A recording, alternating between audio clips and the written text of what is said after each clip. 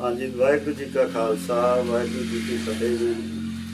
ਅੱਜ ਅਸੀਂ ਤੁਹਾਨੂੰ ਸ਼ਹੀਦ ਸਰਦਾਰ ਜਸਵੰਤ ਸਿੰਘ ਖਾਲੜਾ ਦੇ ਬਾਰੇ, ਉਹਨਾਂ ਦੇ ਨਾਲ ਰਹਿ ਕੇ ਕੰਮ ਕਰ ਚੁੱਕੇ ਜਿਹੜੇ ਉਹਨਾਂ ਦੇ ਸਾਥੀ ਸੀ, ਜਿਹੜੇ ਕਾਲਜ ਲਾਈਫ ਤੋਂ, ਉਹਨਾਂ ਦੇ ਨਾਲ ਉਹਨਾਂ ਦੀ ਜ਼ਿੰਦਗੀ ਬਾਰੇ, ਉਹਨਾਂ ਨੇ ਕੀ ਕੰਮ ਕੀਤੇ ਉਹਨਾਂ ਬਾਰੇ ਇਹ ਇੱਕ ਲੜੀ ਪ੍ਰੋਗਰਾਮ ਜਿਹੜਾ ਵਾ ਉਹ ਸ਼ੁਰੂ ਕੀਤਾ ਵਾ। ਤੇ ਅੱਜ ਸਭ ਤੋਂ ਪਹਿਲਾਂ ਅਸੀਂ ਉਹਨਾਂ ਨਾਲ ਬਹੁਤ ਲੰਬਾ ਸਮਾਂ ਕੰਮ ਕਰ ਚੁੱਕੇ ਸਰਦਾਰ ਸਤਨਾਮ ਸਿੰਘ ਅਮੀਸ਼ਾ, ਜਿਹੜਾ ਕਿ ਖਾਲੜੇ ਪਿੰਡ ਦੇ ਬਿਲਕੁਲ ਨਜ਼ਦੀਕ ਪਿੰਡ ਵਾ, ਉਹਨਾਂ ਦੇ ਨਾਲ ਸਰਦਾਰ ਜਸਵੰਤ ਸਿੰਘ ਖਾਲੜਾ ਦੀ ਜੀਵਨੀ ਬਾਰੇ ਜਾਂ ਉਹਨਾਂ ਦੇ ਕੀਤੇ ਕੰਮਾਂ ਬਾਰੇ ਤੁਹਾਡੇ ਨਾਲ ਸਾਂਝ ਪਾਵਾਂਗੇ। ਤੇ ਇਸ ਪ੍ਰੋਗਰਾਮ ਦੇ ਵਿੱਚ ਮੈਂ ਸਰਦਾਰ ਸਤਨਾਮ ਸਿੰਘ ਖਾਲੜਾ ਜੀ ਨੂੰ ਵਾਹਿਗੁਰੂ ਜੀ ਕਾ ਖਾਲਸਾ ਵਾਹਿਗੁਰੂ ਜੀ ਕੀ ਫਤਿਹ ਜੀ। ਵਾਹਿਗੁਰੂ ਜੀ ਕਾ ਖਾਲਸਾ ਵਾਹਿਗੁਰੂ ਜੀ ਕੀ ਫਤਿਹ। ਹਾਂਜੀ ਸਤਨਾਮ ਸਿੰਘ ਜੀ, ਅੱਜ ਜਿੱਦਾਂ ਆਪਾਂ ਤੁਹਾਨੂੰ ਦੱਸਿਆ ਹੀ ਆ ਵੀ ਆਪਾਂ ਸਰਦਾਰ ਜਸਵੰਤ ਸਿੰਘ ਖਾਲੜਾ ਬਾਰੇ ਗੱਲਾਂ ਬਾਤਾਂ ਕਰਨੀਆਂ ਵਾ, ਉਹਨਾਂ ਦੀ ਜ਼ਿੰਦਗੀ ਬਾਰੇ, ਜੋ ਕੁਝ ਉਹਨਾਂ ਨੇ ਕੀਤਾ ਜਾਂ ਕਿੱਦਾਂ ਤੁਸੀਂ ਉਹਨਾਂ ਦੇ ਨਾਲ ਰਲੇ, ਕਿੰਨਾ ਸਮਾਂ ਤੁਸੀਂ ਉਹਨਾਂ ਦੇ ਨਾਲ ਰਲ ਕੇ ਕੰਮ ਕੀਤਾ, ਇਹ ਜੋ ਉਹਨਾਂ ਦੀ ਸ਼ਹਾਦਤ ਹੋਈ ਆ ਉਹਦੇ ਕਾਰਨ, ਇਹਨਾਂ ਸਾਰਿਆਂ ਮੁੱਦਿਆਂ ਦੇ ਉੱਤੇ ਆਪਾਂ ਅੱਜ ਜਿਹੜੀਆਂ ਗੱਲਾਂ ਖੁੱਲ੍ਹ ਕੇ ਸਾਂਝੀਆਂ ਕਰਨੀਆਂ। ਤੇ ਪਹਿਲੋਂ ਤਾਂ ਮੈਂ ਤੁਹਾਨੂੰ ਇਹ ਪੁੱਛਾਂਗਾ ਵੀ ਤੁਸੀਂ ਆਪਦੇ ਬਾਰੇ ਦੱਸੋ ਵੀ ਤੁਸੀਂ ਉਸ ਸਮੇਂ ਕਿੱਥੇ ਸੀ ਤੇ ਕੀ ਕਰਦੇ ਸੀ ਜਦੋਂ ਤੁਸੀਂ ਸਰਦਾਰ ਜਸਵੰਤ ਸਿੰਘ ਖਾਲੜਾ ਨੂੰ ਮਿਲੇ, ਤੇ ਕਿਉਂ ਤੁਸੀਂ ਉਹਨਾਂ ਦੇ ਨਾਲ ਆਪਦੀ ਜਿਹੜੀ ਨੇੜਤਾ ਵਾ ਉਹ ਵਧਾਈ। ਵਾਹਿਗੁਰੂ ਜੀ ਕਾ ਖਾਲਸਾ ਵਾਹਿਗੁਰੂ ਜੀ ਕੀ ਫਤਿਹ। ਸਭ ਤੋਂ ਪਹਿਲਾਂ 1972 ਦੇ ਵਿੱਚ ਅਸੀਂ ਖਾਲੜੇ ਤੋਂ ਮੈਟ੍ਰਿਕ ਕੀਤੀ। ਮੈਟ੍ਰਿਕ ਕਰਨ ਤੋਂ ਬਾਅਦ ਅਸੀਂ ਬਾਬਾ ਬੁੱਢਾ ਕਾਲਜ ਵਿਖੇ ਪ੍ਰੈਪ ਵਿੱਚ ਦਾਖਲ ਹੋਏ। ਜਸਵੰਤ ਸਿੰਘ ਖਾਲੜਾ ਜੀ ਉਸ ਸਮੇਂ BA ਫਾਈਨਲ ਦਾ ਵਿਦਿਆਰਥੀ ਸੀ ਤੇ ਅਸੀਂ ਖਾਲੜੇ ਤੋਂ ਬਾਬੇ ਬੁੱਢੇ ਕਾਲਜ ਵਿਖੇ ਇਕੱਠੇ ਬੱਸਾਂ ਤੇ ਜਾਂਦੇ ਹੁੰਦੇ ਸੀ ਤੇ ਉਹਨਾਂ ਦਾ ਸਾਡੇ ਨਾਲ ਰਾਬਤਾ 1972 ਦੇ ਵਿੱਚ ਹੋਇਆ। ਤੇ ਕਿਉਂਕਿ ਉਹਨਾਂ ਦੇ ਨਾਲ ਸਾਡਾ ਆਉਣ ਜਾਣ ਸੀ, ਬੱਸਾਂ ਵਿੱਚ ਅਸੀਂ ਇਕੱਠੇ ਜਾਂਦੇ ਸੀ ਤੇ ਉਹਦੇ ਨਾਲ ਉਹਨਾਂ ਦੀਆਂ ਗੱਲਾਂ ਬਾਤਾਂ ਜੋ ਕਰਦੇ ਹੁੰਦੇ ਸੀ, ਉਹਨਾਂ ਦਾ ਸਾਡੇ ਤੇ ਬੜਾ ਜ਼ਿਆਦਾ ਅਸਰ ਉਹਨਾਂ ਦਿਨਾਂ ਵਿੱਚ ਹੀ ਹੋਣਾ ਸ਼ੁਰੂ ਹੋ ਗਿਆ। ਕਿਉਂਕਿ ਉਹ ਪਹਿਲਾਂ ਤੋਂ ਹੀ ਉਹਨਾਂ ਦਾ ਪਰਿਵਾਰ ਸ਼ਹੀਦਾਂ ਦਾ ਪਰਿਵਾਰ ਸੀ। ਇਹਨਾਂ ਦੇ ਦਾਦਾ ਜੀ ਉਸ ਸਮੇਂ ਗਦਰ ਪਾਰਟੀ ਦੇ ਵਿੱਚ ਰਹੇ ਸੀ। ਉਹਦੇ ਕਰਕੇ ਇਹਨਾਂ ਦਾ ਪਰਿਵਾਰਕ ਪਿਛੋਕੜ ਜਿਹੜਾ ਹੈ ਜਸਵੰਤ ਸਿੰਘ ਖਾਲੜਾ ਜੀ ਦਾ ਸ਼ਹੀਦ ਪਰਿਵਾਰ ਨਾਲ ਹੋਣ ਕਰਕੇ, ਤੇ ਇਹਨਾਂ ਦੇ ਵਿੱਚ ਵੀ ਇਹੋ ਜਿਹੀ ਨਵੀਂ ਵਿਚਾਰਧਾਰਾ, ਨਵੇਂ ਖਿਆਲਾਂ ਦਾ ਜਿਹੜਾ ਉਹਨਾਂ ਦਾ ਅਗਾਂਹ ਵਧੂ ਖਿਆਲਾਂ ਦਾ ਸਾਡੇ ਤੇ ਬਹੁਤ ਜ਼ਿਆਦਾ ਅਸਰ ਹੋਇਆ। ਕਾਲਜ ਦੇ ਪੜ੍ਹਨ ਦੇ ਦੌਰਾਨ ਉਸ ਸਮੇਂ ਵੀ ਜਸਵੰਤ ਸਿੰਘ ਖਾਲੜਾ ਜਿਹੜੀਆਂ ਉਦੋਂ ਉੱਥੇ ਕਾਲਜ ਦੇ ਵਿੱਚ ਕੋਈ ਕਿਸੇ ਵੀ ਮਸਲੇ 'ਤੇ ਕੋਈ ਡਿਬੇਟ ਹੁੰਦੀ ਸੀ ਸਟੂਡੈਂਟਾਂ ਦੀਆਂ ਹੋਣੀਆਂ, ਉਹਦੇ ਵਿੱਚ ਵੀ ਵੱਧ ਚੜ੍ਹ ਕੇ ਹਿੱਸਾ ਲੈਂਦਾ ਸੀ। ਜੋ ਕਾਲਜ ਦੇ ਫੰਕਸ਼ਨ ਹੁੰਦੇ ਸੀ ਉਹਨਾਂ ਦੇ ਵਿੱਚ ਜਸਵੰਤ ਸਿੰਘ ਖਾਲੜਾ ਜਿਹੜਾ ਉਹ ਸ਼ਾਮਲ ਹੁੰਦਾ ਸੀ। ਉਸ ਸਮੇਂ ਪੰਜਾਬ ਸਟੂਡੈਂਟ ਯੂਨੀਅਨ ਜਿਹੜੀ ਆ ਉਹ ਪੰਜਾਬ ਦੇ ਵਿੱਚ ਸਥਾਪਿਤ ਹੋ ਚੁੱਕੀ ਸੀ, ਜਿਹੜੇ ਕਿ ਪੰਜਾਬ ਦੇ ਵਿਦਿਆਰਥੀਆਂ ਦੇ ਜਿਹੜੇ ਉਸ ਸਮੇਂ ਦੇ ਉਹਨਾਂ ਦੇ ਮਸਲੇ ਸੀ ਉਹਨਾਂ ਨੂੰ ਟੈਕਲ ਕਰਨ ਵਾਸਤੇ ਉਹ ਬਣੀ ਸੀ। ਉਹਦੇ ਵਿੱਚ ਜਸਵੰਤ ਸਿੰਘ ਖਾਲੜਾ ਬਾਬਾ ਬੁੱਢਾ ਕਾਲਜ ਦੇ ਵਿੱਚ ਉਹ ਯੂਨੀਅਨ ਵਿੱਚ ਹਿੱਸਾ ਲੈਂਦਾ ਸੀ। ਉਹਦੇ ਕਰਕੇ ਅਸੀਂ ਵੀ ਜਸਵੰਤ ਸਿੰਘ ਖਾਲੜੇ ਦੇ ਨਾਲ, ਕਿਉਂਕਿ ਸਾਡਾ ਰਾਬਤਾ ਸੀ ਤੇ ਅਸੀਂ ਉਹਨਾਂ ਦੇ ਨਾਲ ਸ਼ਾਮਲ ਸੀ। ਜਸਵੰਤ ਸਿੰਘ ਜੀ ਖਾਲੜਾ 1972 ਦੇ ਵਿੱਚ ਜਦੋਂ ਉੱਥੇ ਦਾਖਲ ਹੋਏ ਤੇ ਉਦੋਂ ਸਾਡੇ ਨਾਲ ਉਹਨਾਂ ਦਾ ਵਾਹ ਪਿਆ ਤੇ ਬਾਅਦ ਦੇ ਵਿੱਚ 1973 ਦੇ ਵਿੱਚ ਉਹਨਾਂ BA ਫਾਈਨਲ ਕਰ ਲਈ। ਹਾਂਜੀ ਸਤਨਾਮ ਸਿੰਘ ਜੀ, 1972 ਦੇ ਵਿੱਚ ਤੁਸੀਂ ਉਹਨਾਂ ਦੇ ਨਾਲ ਜਾਣੀ ਕਿ ਬਾਬਾ ਬੁੱਢਾ ਸਾਹਿਬ ਕਾਲਜ ਤੋਂ ਤੁਹਾਡੀ ਜਾਣ ਪਛਾਣ ਸ਼ੁਰੂ ਹੋਈ, ਤੁਸੀਂ ਦੱਸਿਆ। ਹਾਂਜੀ ਤੇ ਉਸ ਸਮੇਂ 1972 ਦੇ ਵਿੱਚ ਮੇਰੇ ਖਿਆਲ ਪੰਜਾਬ ਦੇ ਵਿੱਚ ਇੱਕ ਜਿਹੜਾ ਸਟੂਡੈਂਟਾਂ ਦਾ ਬਹੁਤ ਵੱਡਾ ਘੋਲ ਜਿਹੜਾ ਮੋਗੇ ਤੋਂ ਸ਼ੁਰੂ ਹੋਇਆ ਸੀਗਾ ਹਾਂਜੀ ਤੇ ਸਾਰੇ ਪੰਜਾਬ ਦੇ ਵਿੱਚ ਖਿਲਰਿਆ ਕਿ ਉਹਦੇ ਬਾਰੇ ਤੁਸੀਂ ਦੱਸ ਸਕਦੇ ਜੇ ਉਹਦੇ 'ਚ ਜਸਵੰਤ ਸਿੰਘ ਖਾਲੜਾ ਦਾ ਕੀ ਰੋਲ ਸੀ ਜਾਂ ਤੁਸੀਂ ਵੀ ਉਸ ਸਮੇਂ ਉਹਨਾਂ ਦੇ ਨਾਲ ਸੀਗੇ ਤੇ ਕੀ ਉਹਨਾਂ ਦਿਨਾਂ ਦੇ ਵਿੱਚ ਤੁਸੀਂ ਕਰਦੇ ਸੀਗੇ? ਉਹਨਾਂ ਦਿਨਾਂ ਵਿੱਚ 1972 ਦੇ ਵਿੱਚ ਪੰਜਾਬ ਬੱਸ ਕਿਰਾਇਆ ਘੋਲ ਚੱਲਿਆ ਸੀ ਵਿਦਿਆਰਥੀਆਂ ਦਾ, ਜਿਹਦੇ ਵਿੱਚ ਮੋਗੇ ਰੀਗਲ ਸਿਨੇਮੇ ਦੇ ਵਿੱਚ ਜਿਹੜਾ ਉਹ ਦੋ ਵਿਦਿਆਰਥੀ ਜਿਹੜੇ ਮਾਰੇ ਗਏ ਸੀ ਤੇ ਉਹ ਜਿਹੜਾ ਘੋਲ ਆ ਉਹ ਸਾਰੇ ਪੰਜਾਬ ਵਿੱਚ ਫੈਲ ਗਿਆ। ਇਹ ਘੋਲ ਜਿਹੜਾ ਹੈ ਹੌਲੀ ਹੌਲੀ ਹਿੰਸਕ ਰੂਪ ਧਾਰਨ ਕਰ ਗਿਆ। ਪੰਜਾਬ ਦੇ ਵਿੱਚ ਪੰਜਾਬ ਦੇ ਵਿਦਿਆਰਥੀਆਂ ਨੇ ਬੱਸਾਂ ਵੀ ਫੂਕੀਆਂ, ਬਹੁਤ ਜ਼ਿਆਦਾ ਜਿਹੜਾ ਉਹ ਇਹ ਸਾਰੇ ਪੰਜਾਬ ਦੇ ਵਿੱਚ ਵਿਦਿਆਰਥੀ ਅੰਦੋਲਨ ਫੈਲ ਗਿਆ। ਕਾਲਜ ਜਿਹੜੇ ਬੰਦ ਕਰ ਦਿੱਤੇ ਗਏ ਕਿਉਂਕਿ ਕਾਲਜਾਂ ਦੇ ਵਿੱਚ ਵਿਦਿਆਰਥੀ ਹੜਤਾਲਾਂ ਕਰਦੇ ਸੀ ਤੇ ਸਰਕਾਰ ਨੇ ਕਾਲਜ ਬੰਦ ਕਰਤੇ ਤੇ ਵਿਦਿਆਰਥੀ ਜਿਹੜੇ ਆ ਉਹ ਫਿਰ ਜਦੋਂ ਵਿਦਿਆਰਥੀਆਂ ਨੂੰ ਕਾਲਜਾਂ ਦੇ ਵਿੱਚ ਇਕੱਠਾ ਨਹੀਂ ਸੀ ਹੋਣ ਦਿੱਤਾ ਜਾਂਦਾ ਤੇ ਜਿਹੜੇ ਕਾਲਜਾਂ ਦੇ ਵਿਦਿਆਰਥੀ ਆ ਉਹ ਦੂਰ ਦਰਾਡੇ ਕਾਲਜ ਇਕੱਠੇ ਹੋ ਕੇ ਤੇ ਆਪਣੇ ਪ੍ਰੋਗਰਾਮ ਕਰਦੇ ਸੀ ਜਾਂ ਅੰਦੋਲਨ ਜਿਹੜਾ ਚਲਾਇਆ ਸੀ ਉਹਦਾ ਹਿੱਸਾ ਬਣਦੇ ਸੀ। ਇੱਕ ਦਿਨ ਦੀ ਗੱਲ ਹੈ ਕਿ ਅਸੀਂ ਖਾਲੜੇ ਤੋਂ ਬਾਬਾ ਬੁੱਢਾ ਕਾਲਜ ਜਾ ਰਹੇ ਸੀ। ਝਬਾਲ ਤੋਂ ਅੱਗੇ ਠੱਟਾ ਆਉਂਦਾ ਜਿਹੜਾ ਬਾਬਾ ਬੁੱਢੇ ਕਾਲਜ ਨੂੰ ਜਾਂਦਾ, ਠੱਟਾ ਅੱਡਾ ਉੱਥੇ ਜਦੋਂ ਅਸੀਂ ਕਾਲਜ ਨੂੰ ਉਤਰ ਕੇ ਜਾ ਰਹੇ ਸੀ ਤਾਂ ਉਸ ਪੰਜਾਬ ਪੁਲਿਸ ਨੇ ਸਾਨੂੰ ਸਾਰੇ ਵਿਦਿਆਰਥੀਆਂ ਨੂੰ ਘੇਰ ਲਿਆ ਤੇ ਘੇਰ ਕੇ ਸਾਨੂੰ ਕਹਿਣ ਲੱਗੇ ਵੀ ਤੁਹਾਡੇ ਵਿੱਚ ਆਗੂ ਕਿਹੜੇ ਆ। ਅਸੀਂ ਜਸਵੰਤ ਸਿੰਘ ਖਾਲੜਾ ਤੇ ਇੱਕ ਅਵਤਾਰ ਸਿੰਘ ਛੀਨੇ ਦਾ ਹੁੰਦਾ ਸੀ, ਇਹ BA ਫਾਈਨਲ ਦੇ ਸੀਨੀਅਰ ਵਿਦਿਆਰਥੀ ਸੀ ਤੇ ਉਸ ਤਰ੍ਹਾਂ ਵੀ ਕਾਲਜ ਦੇ ਵਿੱਚ ਅਸੀਂ ਇਹਨਾਂ ਦਾ ਨਾਂ ਲੈਤਾ ਵੀ ਇਹ ਸਾਡੇ ਜਿਹੜੇ ਆ ਆਗੂ ਆ। ਉਹਨਾਂ ਨੂੰ ਇੱਕ ਬੱਸ 'ਚ ਚਾੜ ਲਿਆ ਤੇ ਸਾਨੂੰ ਇੱਕ ਹੋਰ ਬੱਸ 'ਤੇ ਚੜਾ ਕੇ ਸਾਰੇ ਬਾਕੀ ਜਿਹੜੇ ਵਿਦਿਆਰਥੀ ਸਾਨੂੰ ਉਧਰ ਢਾਇਆਂ ਤੇ ਲੈ ਗਏ, ਗਜਲ ਭੰਗਾਲੇ ਵੱਲ ਸਤਲੁਜ ਦਰਿਆ ਦੇ ਕੰਢੇ ਤੇ ਜਾ ਕੇ ਸਾਨੂੰ ਉਹਨਾਂ ਨੇ ਛੱਡ ਦਿੱਤਾ ਤੇ ਅਸੀਂ ਉੱਥੋਂ ਬਾਅਦ 'ਚ ਤੁਰ ਕੇ ਬੱਸਾਂ ਰਾਹੀਂ ਹੌਲੀ ਹੌਲੀ ਸ਼ਾਮ ਨੂੰ ਆਪਣੇ ਪਿੰਡਾਂ 'ਚ ਪਹੁੰਚੇ ਤੇ ਜਸਵੰਤ ਸਿੰਘ ਖਾਲੜਾ ਨੂੰ ਉਹਨਾਂ ਨੇ ਗਮਟਾਲਾ ਜੇਲ੍ਹ ਦੇ ਵਿੱਚ ਲੈ ਗਏ ਤੇ ਉਹਨੂੰ ਉਦੋਂ ਹੀ ਛੱਡਿਆ ਗਿਆ ਜਦੋਂ ਇਹ ਘੋਲ ਜਿਹੜਾ ਸਮਾਪਤ ਹੋ ਗਿਆ। ਉਹਨਾਂ ਚਿਰ ਉਹ ਉੱਥੇ ਜੇਲ੍ਹ ਦੇ ਵਿੱਚ ਹੀ ਰਹੇ।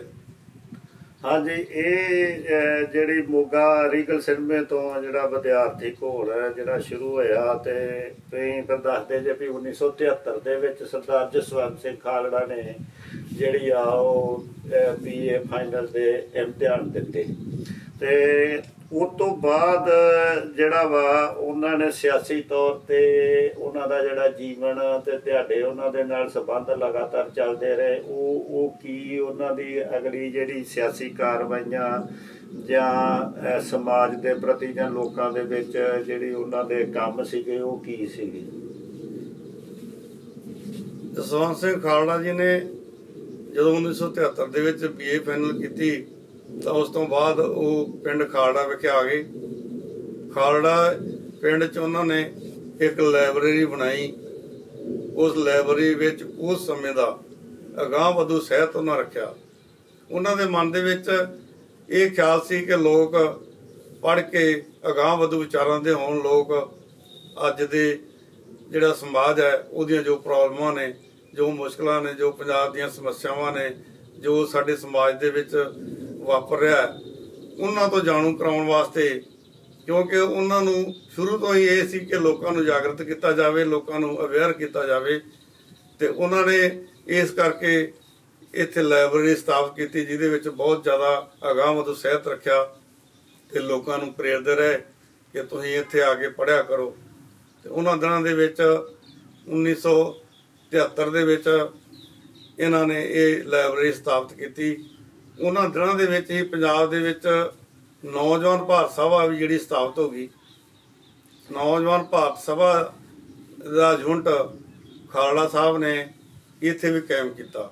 ਹਾਂਜੀ, ਇਹ ਸਤਨਾਮ ਸਿੰਘ ਜੀ ਨੌਜਵਾਨ ਭਾਰਤ ਸਭਾ ਤੇ ਪੰਜਾਬ ਸਟੂਡੈਂਟ ਯੂਨੀਅਨ ਦੋਨੋਂ ਜਿਹੜੀਆਂ ਸੀ ਉਹ ਨਕਸਲਾਈਟ ਲਹਿਰ ਦੇ ਨਾਲ ਸੰਬੰਧਿਤ ਸੀ। ਉਦੋਂ ਨਕਸਲਾਈਟ ਲਹਿਰ ਦਾ ਬਹੁਤ ਜ਼ੋਰ ਸੀਗਾ।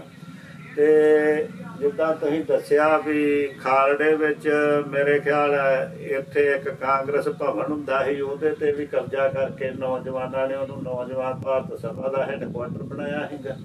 ਹਾਂਜੀ, ਉਹਨਾਂ ਦਿਨਾਂ ਦੇ ਵਿੱਚ ਇੱਕ ਪੰਜਾਬ ਦਾ ਸਭ ਤੋਂ ਵੱਡਾ ਇਜਲਾਸ ਜਿਹੜਾ ਹੈ ਨੌਜਵਾਨ ਭਾਰਤ ਸਭਾ ਦਾ, ਉਹ ਖਾਲੜਾ ਵਿਖੇ ਕਰਵਾਇਆ ਸੀ। ਕਾਂਗਰਸ ਹਾਲ ਜਿਹੜਾ ਹੈ ਇਹ 1947 ਤੋਂ ਪਹਿਲਾਂ ਨਹਿਰੂ ਹੁਣਾਂ ਨੇ ਬਣਾਇਆ ਸੀ। ਪੰਡਤ ਨਹਿਰੂ ਨੇ ਇਹਦਾ ਨੀਂਹ ਪੱਥਰ ਰੱਖਿਆ ਸੀ ਤੇ ਉਹਦੇ ਉੱਤੇ ਨੌਜਵਾਨ ਭਾਰਤ ਸਭਾ ਨੇ ਜਿਹੜੀ ਆ ਕਬਜ਼ਾ ਕਰ ਲਿਆ ਸੀ, ਕਿਉਂਕਿ ਉਹ ਵਿਹਲਾ ਪਿਆ ਰਹਿੰਦਾ ਸੀ। ਤੇ ਉੱਥੇ ਸਾਰੇ ਜਿਹੜੇ ਸਾਡੇ ਪ੍ਰੋਗਰਾਮ ਹੈ, ਸਾਡੀਆਂ ਮੀਟਿੰਗਾਂ ਨੌਜਵਾਨ ਭਾਰਤ ਸਭਾ ਦੀਆਂ ਉੱਥੇ ਹੁੰਦੀਆਂ ਰਹਿੰਦੀਆਂ ਸੀ। ਇੱਕ ਪੰਜਾਬ ਪੱਧਰ ਦਾ ਸਾਰਾ ਇਜਲਾਸ ਜਿਹੜਾ ਨੌਜਵਾਨ ਭਾਰਤ ਸਭਾ ਦਾ ਇੱਥੇ ਕੀਤਾ ਗਿਆ ਸੀ, ਖਾਲੜਾ ਤੇ ਕਾਂਗਰਸ ਹਾਲ ਦੇ ਵਿਖੇ।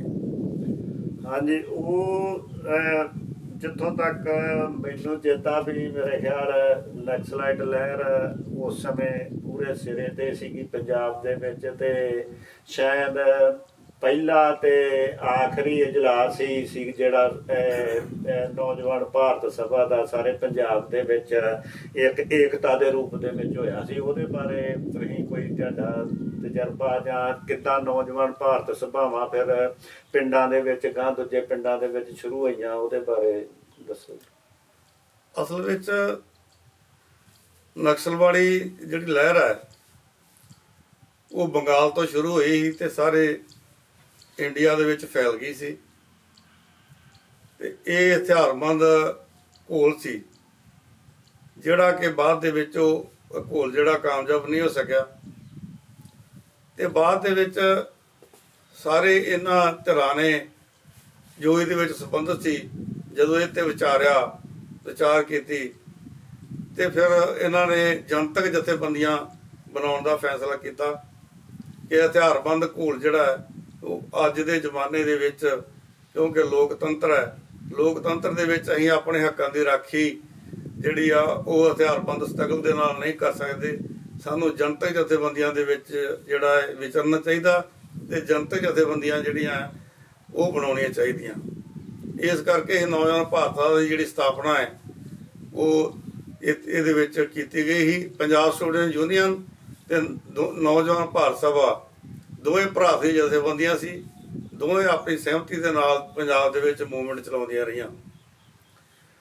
ਤੇ ਸਤਨਾਮ ਸਿੰਘ ਜੀ, ਤੁਹਾਡੇ ਦੱਸਣ ਮੁਤਾਬਕ 1974 ਤੋਂ ਬਾਅਦ ਮੇਰੇ ਖਿਆਲ ਐਮਰਜੈਂਸੀ ਲੱਗ ਜਾਂਦੀ 1975 ਦੇ ਵਿੱਚ। ਫਿਰ ਉਸ ਸਮੇਂ ਤੁਹਾਡੀਆਂ ਤੇ ਜਸਵੰਤ ਸਿੰਘ ਖਾਲੜਾ ਦੇ ਕੀ ਜਿਹੜੀਆਂ ਉਹ ਐਕਟੀਵਿਟੀਆਂ ਜਾਂ ਸਿਆਸੀ ਸਰਗਰਮੀਆਂ ਜਿਹੜੀਆਂ ਵਾ ਉਹ ਕੀ ਰਹੀਆਂ ਐਮਰਜੈਂਸੀ ਦੇ ਦਿਨਾਂ ਦੇ ਵਿੱਚ? 1975 ਦੇ ਵਿੱਚ ਐਮਰਜੈਂਸੀ ਜਦੋਂ ਲੱਗੀ ਆ, ਉਦੋਂ ਮੈਂ ਡੀਏਵੀ ITI ਦੇ ਵਿੱਚ ਪੜ੍ਹਦਾ ਸੀ। ਜਸਵੰਤ ਸਿੰਘ ਜੀ ਖਾਲੜਾ ਉਹਨਾਂ ਦਿਨਾਂ ਦੇ ਵਿੱਚ ਨੌਜਵਾਨ ਭਾਰਤ ਸਭਾ ਦੇ ਆਗੂ ਸੀ ਤੇ ਇਹ ਉੱਥੇ Khalsa college, medical college, Jaswant Singh Khalra ਉਦੋਂ ਸਾਡੇ ਨਾਲ ਪੰਜਾਬ ਸਟੂਡੈਂਟ ਯੂਨੀਅਨ ਦੇ ਜਿਹੜੇ ਜਿੰਨੇ ਸਮਰਥਕ ਸੀ ਜਾਂ ਜਿਹੜੇ ਵਿਦਿਆਰਥੀ ਸੀ ਉਹਨਾਂ ਦੇ ਨਾਲ ਤਾਲਮੇਲ ਰੱਖਦਾ ਹੁੰਦਾ ਸੀ। ਤੇ ਸਾਡੇ ਨਾਲ ਉਹਨਾਂ ਦਿਨਾਂ ਦੇ ਵਿੱਚ, ਕਿਉਂਕਿ ਐਮਰਜੈਂਸੀ ਦੇ ਵਿੱਚ ਸਾਰੇ ਜਿਹੜੇ ਮਨੁੱਖੀ ਅਧਿਕਾਰ ਹੈ ਉਹ ਖਤਮ ਕਰ ਦਿੱਤੇ ਗਏ ਸੀ, ਪ੍ਰੈਸ ਤੇ ਪਾਬੰਦੀ ਲਾ ਦਿੱਤੀ ਗਈ ਸੀ ਤੇ ਸਾਰਾ ਜਿਹੜਾ ਇੰਡੀਆ ਉਹਨੂੰ ਇੱਕ ਜੇਲ੍ਹ ਖਾਨਾ ਬਣਾ ਦਿੱਤਾ ਗਿਆ ਸੀ। ਜੋ ਵੀ ਕੋਈ ਬੋਲਦਾ ਸੀ ਉਸ ਨੂੰ ਜੇਲ੍ਹ 'ਚ ਭੇਜ ਦਿੱਤਾ ਜਾਂਦਾ ਸੀ। ਉਹਨਾਂ ਦਿਨਾਂ ਦੇ ਵਿੱਚ ਜਸਵੰਤ ਸਿੰਘ ਖਾਲੜਾ ਜਿਹੜਾ ਉਹਦੇ ਘਰ ਵੀ ਜਿਹੜੀ ਪੁਲਿਸ ਆ ਉਹ ਛਾਪੇ ਮਾਰਦੀ ਰਹੀ। ਪੰਜਾਬ ਸਟੂਡੈਂਟ ਯੂਨੀਅਨ ਦੇ ਇਹ ਜਿਹੜੇ ਮੇਨ ਵਿਦਿਆਰਥੀ ਸੀ ਪੰਜਾਬ ਦੇ, ਉਹਨਾਂ ਨੂੰ ਵੀ ਲਾ ਕੇ ਜਿਹੜਾ ਇੱਕ ਐਕਟ ਉਹਨਾਂ ਦਿਨਾਂ ਦੇ ਵਿੱਚ ਬਣਿਆ ਸੀ, ਉਸ ਐਕਟ ਦੇ ਤਹਿਤ ਇਹਨਾਂ ਨੇ ਪੁਲਿਸ ਨੇ ਕਈ ਅਹਿਮ ਆਗੂ ਜਿਹੜੇ ਆ ਉਹ ਜੇਲ੍ਹ 'ਚ ਦਿੱਤੇ ਸੀ। ਜਸਵੰਤ ਸਿੰਘ ਖਾਲੜਾ ਕਿਉਂਕਿ ਨੌਵੇਂ ਭਾਰਤ ਸਭਾ ਦਾ ਆਗੂ ਸੀ ਤੇ ਨਾਲ ਪੰਜਾਬ ਸਟੂਡੈਂਟ ਯੂਨੀਅਨ ਦੇ ਵਿੱਚ ਵੀ ਹਿੱਸਾ ਲੈਂਦਾ ਸੀ। ਇਹਦੇ ਮਗਰ ਵੀ ਪੁਲਿਸ ਜਿਹੜੀ ਆ ਛਾਪੇ ਮਾਰਦੀ ਰਹੀ, ਪਰ ਉਹਨਾਂ ਦਿਨਾਂ ਦੇ ਵਿੱਚ ਜਸਵੰਤ ਸਿੰਘ ਖਾਲੜਾ ਉਹਨਾਂ ਦੇ ਹੱਥ ਨਹੀਂ ਆਇਆ। ਤੇ ਸਾਨੂੰ ਵੀ ਉਦੋਂ ਕਾਲਜਾਂ ਦੇ ਵਿੱਚ ਰੂਹ ਪੁੱਛ ਹੋ ਕੇ ਉਹ ਦਿਨ ਜਿਹੜੇ ਆ ਬਿਤਾਉਣੇ ਪਏ, ਕਿਉਂਕਿ ਪੰਜਾਬ ਸਟੂਡੈਂਟ ਯੂਨੀਅਨ ਤੇ ਨੌਜਵਾਨ ਭਾਰਤ ਸਭਾ ਐਮਰਜੈਂਸੀ ਦਾ ਪੂਰਾ ਵਿਰੋਧ ਕਰਦੀ ਸੀ। ਤੇ ਉਸ ਤੋਂ ਬਾਅਦ ਤੁਸੀਂ ਜਿੱਦਾਂ ਪਹਿਲੋਂ ਆਪਾਂ ਗੱਲਾਂ ਦੇ ਵਿੱਚ ਗੱਲਾਂ ਕਰਦੇ ਸੀਗੇ ਵੀ ਐਮਰਜੈਂਸੀ ਦੇ ਦਿਨਾਂ ਦੇ ਵਿੱਚ ਜਿਹੜੀਆਂ ਆਮ ਲੋਕਾਂ ਦੀਆਂ ਜਾਂ ਕਿਸਾਨਾਂ ਦੀਆਂ ਜ਼ਰੂਰਤਾਂ ਸੀਗੀਆਂ, ਜਿੱਦਾਂ ਖਾਦਾਂ ਵਗੈਰਾ ਜਾਂ ਬੀ, ਉਹ ਬਲੈਕ ਮਾਰਕੀਟਿੰਗ ਦੇ ਵਿੱਚ ਵੇਚੇ ਜਾਂਦੇ ਸੀ। ਤੇ ਜਸਵੰਤ ਸਿੰਘ ਖਾਲੜਾ ਹੋਣਾ ਤੇ ਨੌਜਵਾਨ ਭਾਰਤ ਸਭਾ ਵਾਲਿਆਂ ਨੇ ਉਹਦੇ ਬਾਰੇ ਵੀ ਕੁਝ ਐਕਸ਼ਨ ਕੀਤੇ ਸੀਗੇ, ਉਹਨਾਂ ਬਾਰੇ ਤੁਸੀਂ ਦੱਸ ਸਕਦੇ ਜੀ? ਹਾਂਜੀ, ਜਸਵੰਤ ਸਿੰਘ ਖਾਲੜਾ ਨੇ ਉਦੋਂ ਜਿਹੜੇ ਇੱਥੋਂ ਦੇ ਦੁਕਾਨਦਾਰ ਸੀ ਉਹ ਬਲੈਕ ਮਾਰਕੀਟਿੰਗ ਕਰਦੇ ਸੀ ਤੇ ਕਿਸਾਨਾਂ ਨੂੰ DAP ਤੇ ਯੂਰੀਆ ਵਗੈਰਾ ਮਹਿੰਗੇ ਭਾਅ ਤੇ ਵੇਚਦੇ ਸੀ ਤੇ ਉਹਦਾ ਬਹੁਤ ਜ਼ਿਆਦਾ ਵੱਧ ਰੇਟ ਲਾਉਂਦੇ, ਕਿਉਂਕਿ ਉਹਨਾਂ ਨੇ ਜ਼ਖੀਰੇਦਾਰੀ ਕੀਤੀ ਹੁੰਦੀ ਸੀ, ਮਾਲ ਸਟਾਕ ਕੀਤਾ ਹੁੰਦਾ ਸੀ। ਤੇ ਜਸਵੰਤ ਸਿੰਘ ਖਾਲੜਾ ਨੂੰ ਜਦੋਂ ਇਹ ਗੱਲ ਦਾ ਪਤਾ ਲੱਗਾ ਤੇ ਉਹਨੇ ਨੌਜਵਾਨਾਂ ਨਾਲ ਲੈ ਕੇ ਤੇ ਜਿਹੜੇ ਬੰਦਿਆਂ ਨੇ ਸਟਾਕ ਕੀਤੇ ਸੀ ਖਾਦ ਦੇ ਜਾਂ ਦਵਾਈਆਂ ਦੇ, ਉਹਨਾਂ ਤੇ ਆਪਣੇ ਵੱਲੋਂ ਛਾਪੇ ਮਾਰੇ ਗਏ। ਤੇ ਉਹ ਜਿਹੜੇ ਜਦੋਂ ਉਹਨਾਂ ਦਾ ਸਮਾਨ ਜਿਹੜਾ ਉਹ ਸਾਰਾ ਦੱਸਿਆ ਗਿਆ ਵੀ ਇੰਨਾ ਜਿਹੜਾ ਇਹ ਸਮਾਨ ਜਿਹੜਾ ਸਟਾਕ ਕੀਤਾ ਇਹਨਾਂ ਨੇ, ਤੇ ਉਹ ਜਿਹੜਾ ਗੈਰ ਕਾਨੂੰਨੀ ਢੰਗ ਦੇ ਨਾਲ ਲੋਕਾਂ ਨੂੰ ਵੱਧ ਭਾਅ ਦੇ ਵੇਚਿਆ ਜਾਂਦਾ ਸੀ। ਉਹਦੇ ਵਿੱਚ ਵੀ ਜਸਵੰਤ ਸਿੰਘ ਖਾਲੜਾ ਦਾ ਬਹੁਤ ਤਗੜਾ ਰੋਲ ਸੀ। ਤੇ ਲੋਕਾਂ ਨੂੰ ਉਦੋਂ ਬਾਅਦ ਜਿਹੜੀ ਇਸ ਗੱਲ ਦੀ ਠੱਲ ਪਈ ਸਾਡੇ ਏਰੀਏ ਦੇ ਵਿੱਚ ਕਿ ਕਿਸੇ ਨੇ ਵੀ ਬਲੈਕ ਮਾਰਕੀਟ ਨਹੀਂ ਕੀਤੀ ਤੇ ਲੋਕਾਂ ਨੂੰ ਸਹੀ ਰੇਟ ਦੇ ਉੱਤੇ ਜਿਹੜੀਆਂ ਖਾਦਾਂ ਤੇ ਦਵਾਈਆਂ ਮੁਹੱਈਆ ਹੁੰਦੀਆਂ ਰਹੀਆਂ। ਹਾਂਜੀ, ਇੱਕ ਗੱਲ ਮੈਂ ਹੋਰ ਤੁਹਾਨੂੰ ਪੁੱਛਣਾ ਚਾਹੂੰਗਾ, ਕਿਉਂਕਿ ਜਿਹੜੀ ਨਕਸਲਾਈਟ ਲਹਿਰ ਸੀਗੀ ਉਹ ਕਮਿਊਨਿਜ਼ਮ ਦੇ ਪ੍ਰਭਾਵ ਦੇ ਥੱਲੇ ਸੀਗੀ ਤੇ ਕਮਿਊਨਿਸਟ ਜਿਹੜੇ ਆ ਉਹ ਪਰਮਾਤਮਾ ਨੂੰ ਮੰਨਣ ਤੋਂ ਇਨਕਾਰੀ ਹੁੰਦੇ ਆ। ਪਰ ਮੈਂ ਵੀ ਉਦੋਂ ਛੋਟੇ ਜਿਹੇ ਹੁੰਦੇ ਨੇ ਦੇਖਿਆ ਵੀ ਐਮਰਜੈਂਸੀ ਦਿਨਾਂ ਦੇ ਵਿੱਚ ਜਦੋਂ ਗੁਰੂ ਤੇਗ ਬਹਾਦਰ ਜੀ ਦਾ ਸ਼ਹੀਦੀ ਦਿਹਾੜਾ ਆਇਆ ਸੀ, ਸਾਰੇ ਪੰਜਾਬ ਦੇ ਵਿੱਚ ਮਨਾਇਆ ਗਿਆ ਤੇ ਇੱਥੇ ਖਾਲੜੇ ਪਿੰਡ ਦੇ ਵਿੱਚ ਨੌਜਵਾਨ ਭਾਰਤ ਸਭਾ ਨੇ ਉਹ ਸ਼ਹੀਦੀ ਦਿਹਾੜਾ ਬੜੀ ਵੱਡੀ ਪੱਧਰ ਦੇ ਉੱਤੇ ਮਨਾਇਆ ਹੈਗਾ ਤੇ ਆਪ ਸਾਰੀ ਸੇਵਾ ਕੀਤੀ ਸੀ। ਕੀ ਤੁਹਾਡੇ ਮਨਾਂ ਦੇ ਵਿੱਚ ਜਿਹੜਾ ਉਹ ਸਿੱਖੀ ਦਾ ਪਿਆਰ ਜਿਹੜਾ ਵਾ ਉਹ ਨਕਸਲਾਈਟ ਲਹਿਰ ਕੱਢ ਨਹੀਂ ਸਕੀ? ਜਸਵੰਤ ਸਿੰਘ ਖਾਲੜਾ ਭਾਵੇਂ ਕਿ ਉਹਨਾਂ ਦਿਨਾਂ ਦੇ ਵਿੱਚ ਕਮਿਊਨਿਜ਼ਮ ਦੇ ਆਧਾਰ ਦੇ ਉੱਤੇ ਨੌਜਵਾਨ ਭਾਰਤ ਸਭਾ ਜਾਂ ਪੰਜਾਬ ਸਟੂਡੈਂਟ ਯੂਨੀਅਨ ਜਿਹੜੀ ਆ ਉਹ ਉਹਨਾਂ ਵਿਚਾਰਾਂ ਤੋਂ ਪ੍ਰਭਾਵਿਤ ਸੀ, ਪਰ ਜਸਵੰਤ ਸਿੰਘ ਖਾਲੜਾ ਪਹਿਲਾਂ ਤੋਂ ਹੀ ਸਿੱਖੀ ਸਰੂਪ ਦੇ ਵਿੱਚ ਕਾਇਮ ਸੀ। ਇਹਨੇ ਆਪਣਾ ਦਾੜੀ ਮੁੱਛ ਜਿਹੜਾ ਹੈ ਪੂਰਾ ਰੱਖਿਆ ਹੈ, ਪੂਰਾ ਸਿੱਖੀ ਸਰੂਪ ਦੇ ਵਿੱਚ ਰਿਹਾ। ਜਦੋਂ ਕਿ ਦੂਜੇ ਜਿਹੜੇ ਮੁੰਡੇ ਆ ਕਾਲਜਾਂ ਦੇ ਕਈ ਨਾਸਤਿਕ ਵਿਚਾਰਧਾਰਾ ਦੇ ਹੋ ਗਏ, ਪਰ ਇਹ ਤੇ ਅਸੀਂ ਸਾਰੇ ਇਸ ਗੱਲ ਦੇ ਯਕੀਨ ਰੱਖਦੇ ਹਾਂ ਕਿ ਸਾਡਾ ਵਿਰਸਾ ਬਹੁਤ ਅਮੀਰ ਹੈ ਤੇ ਅਸੀਂ ਸਭ ਤੋਂ ਜਿਹੜਾ ਗੁਰੂ ਗੋਬਿੰਦ ਸਿੰਘ ਨੇ ਜੋ ਰਾਹ ਅਖਤਿਆਰ ਕੀਤਾ ਹੈ ਉਸ ਤੋਂ ਵੱਡਾ ਕੋਈ ਵੀ ਜਿਹੜਾ ਰਾਹ ਉਹ ਸਾਨੂੰ ਮਨਜ਼ੂਰ ਨਹੀਂ ਹੋ ਸਕਦਾ, ਕਿਉਂਕਿ ਖਾਲਸਾ ਜਿਹੜਾ ਹੈ ਬਣਿਆ ਹੀ ਜਿਹੜਾ ਗੁਰੂ ਗੋਬਿੰਦ ਸਿੰਘ ਨੇ ਪਹਿਲਾਂ ਹੀ ਜਾਤ ਪਾਤ ਦਾ ਖਾਤਮਾ ਕੀਤਾ ਸੀ ਤੇ ਅਸਲ ਸਮਾਜਵਾਦ ਜਿਹੜਾ ਉਹ ਜੋ ਖਾਲਸਾ ਜਿਹੜਾ ਸਭੇ ਸਾਂਝੀਵਾਲ ਅਖਵਾਨ ਕੋਈ ਨਾ ਦਿਸੇ ਬਾਹਰ ਜਿਓ, ਅਸੀਂ ਸਾਰੇ ਇਹਨਾਂ ਖਿਆਲਾਂ ਦੇ ਧਾਰਨੀ ਸਾਂ। ਅਸੀਂ ਨਾਸਤਿਕ ਨਹੀਂ ਹੋਏ, ਅਸੀਂ ਇਹ ਗੱਲ ਕੁਦਰਤ ਦੇ ਜੋ ਨਿਯਮ ਹੈ ਉਹਦੇ ਮੁਤਾਬਕ ਚੱਲਦੇ ਹਾਂ ਤੇ ਸਾਡੇ ਇਹ ਗੁਰੂਆਂ ਪ੍ਰਤੀ ਜਸਵੰਤ ਸਿੰਘ ਖਾਲੜਾ ਦੀ ਪੂਰੀ ਸ਼ਰਧਾ ਸੀ। ਉਹ ਨਿਤਨੇਮੀ ਵੀ ਸੀ, ਹਰ ਰੋਜ਼ ਭਾਵੇਂ ਅਸੀਂ ਕਈ ਵਾਰੀ ਬਾਹਰ ਵੀ ਹੋਣਾ ਤਾਂ ਵੀ ਉਹ ਜਪਜੀ ਸਾਹਿਬ ਦਾ ਪਾਠ ਤੇ ਰਾਤ ਨੂੰ ਰਹਿ ਰਾਤ ਦਾ ਪਾਠ ਹਰ ਹਾਲਤ ਵਿੱਚ ਕਰਦਾ ਸੀ। ਉਹਦਾ ਧਰਮ ਵਿੱਚ ਪੂਰਾ ਯਕੀਨ ਸੀ।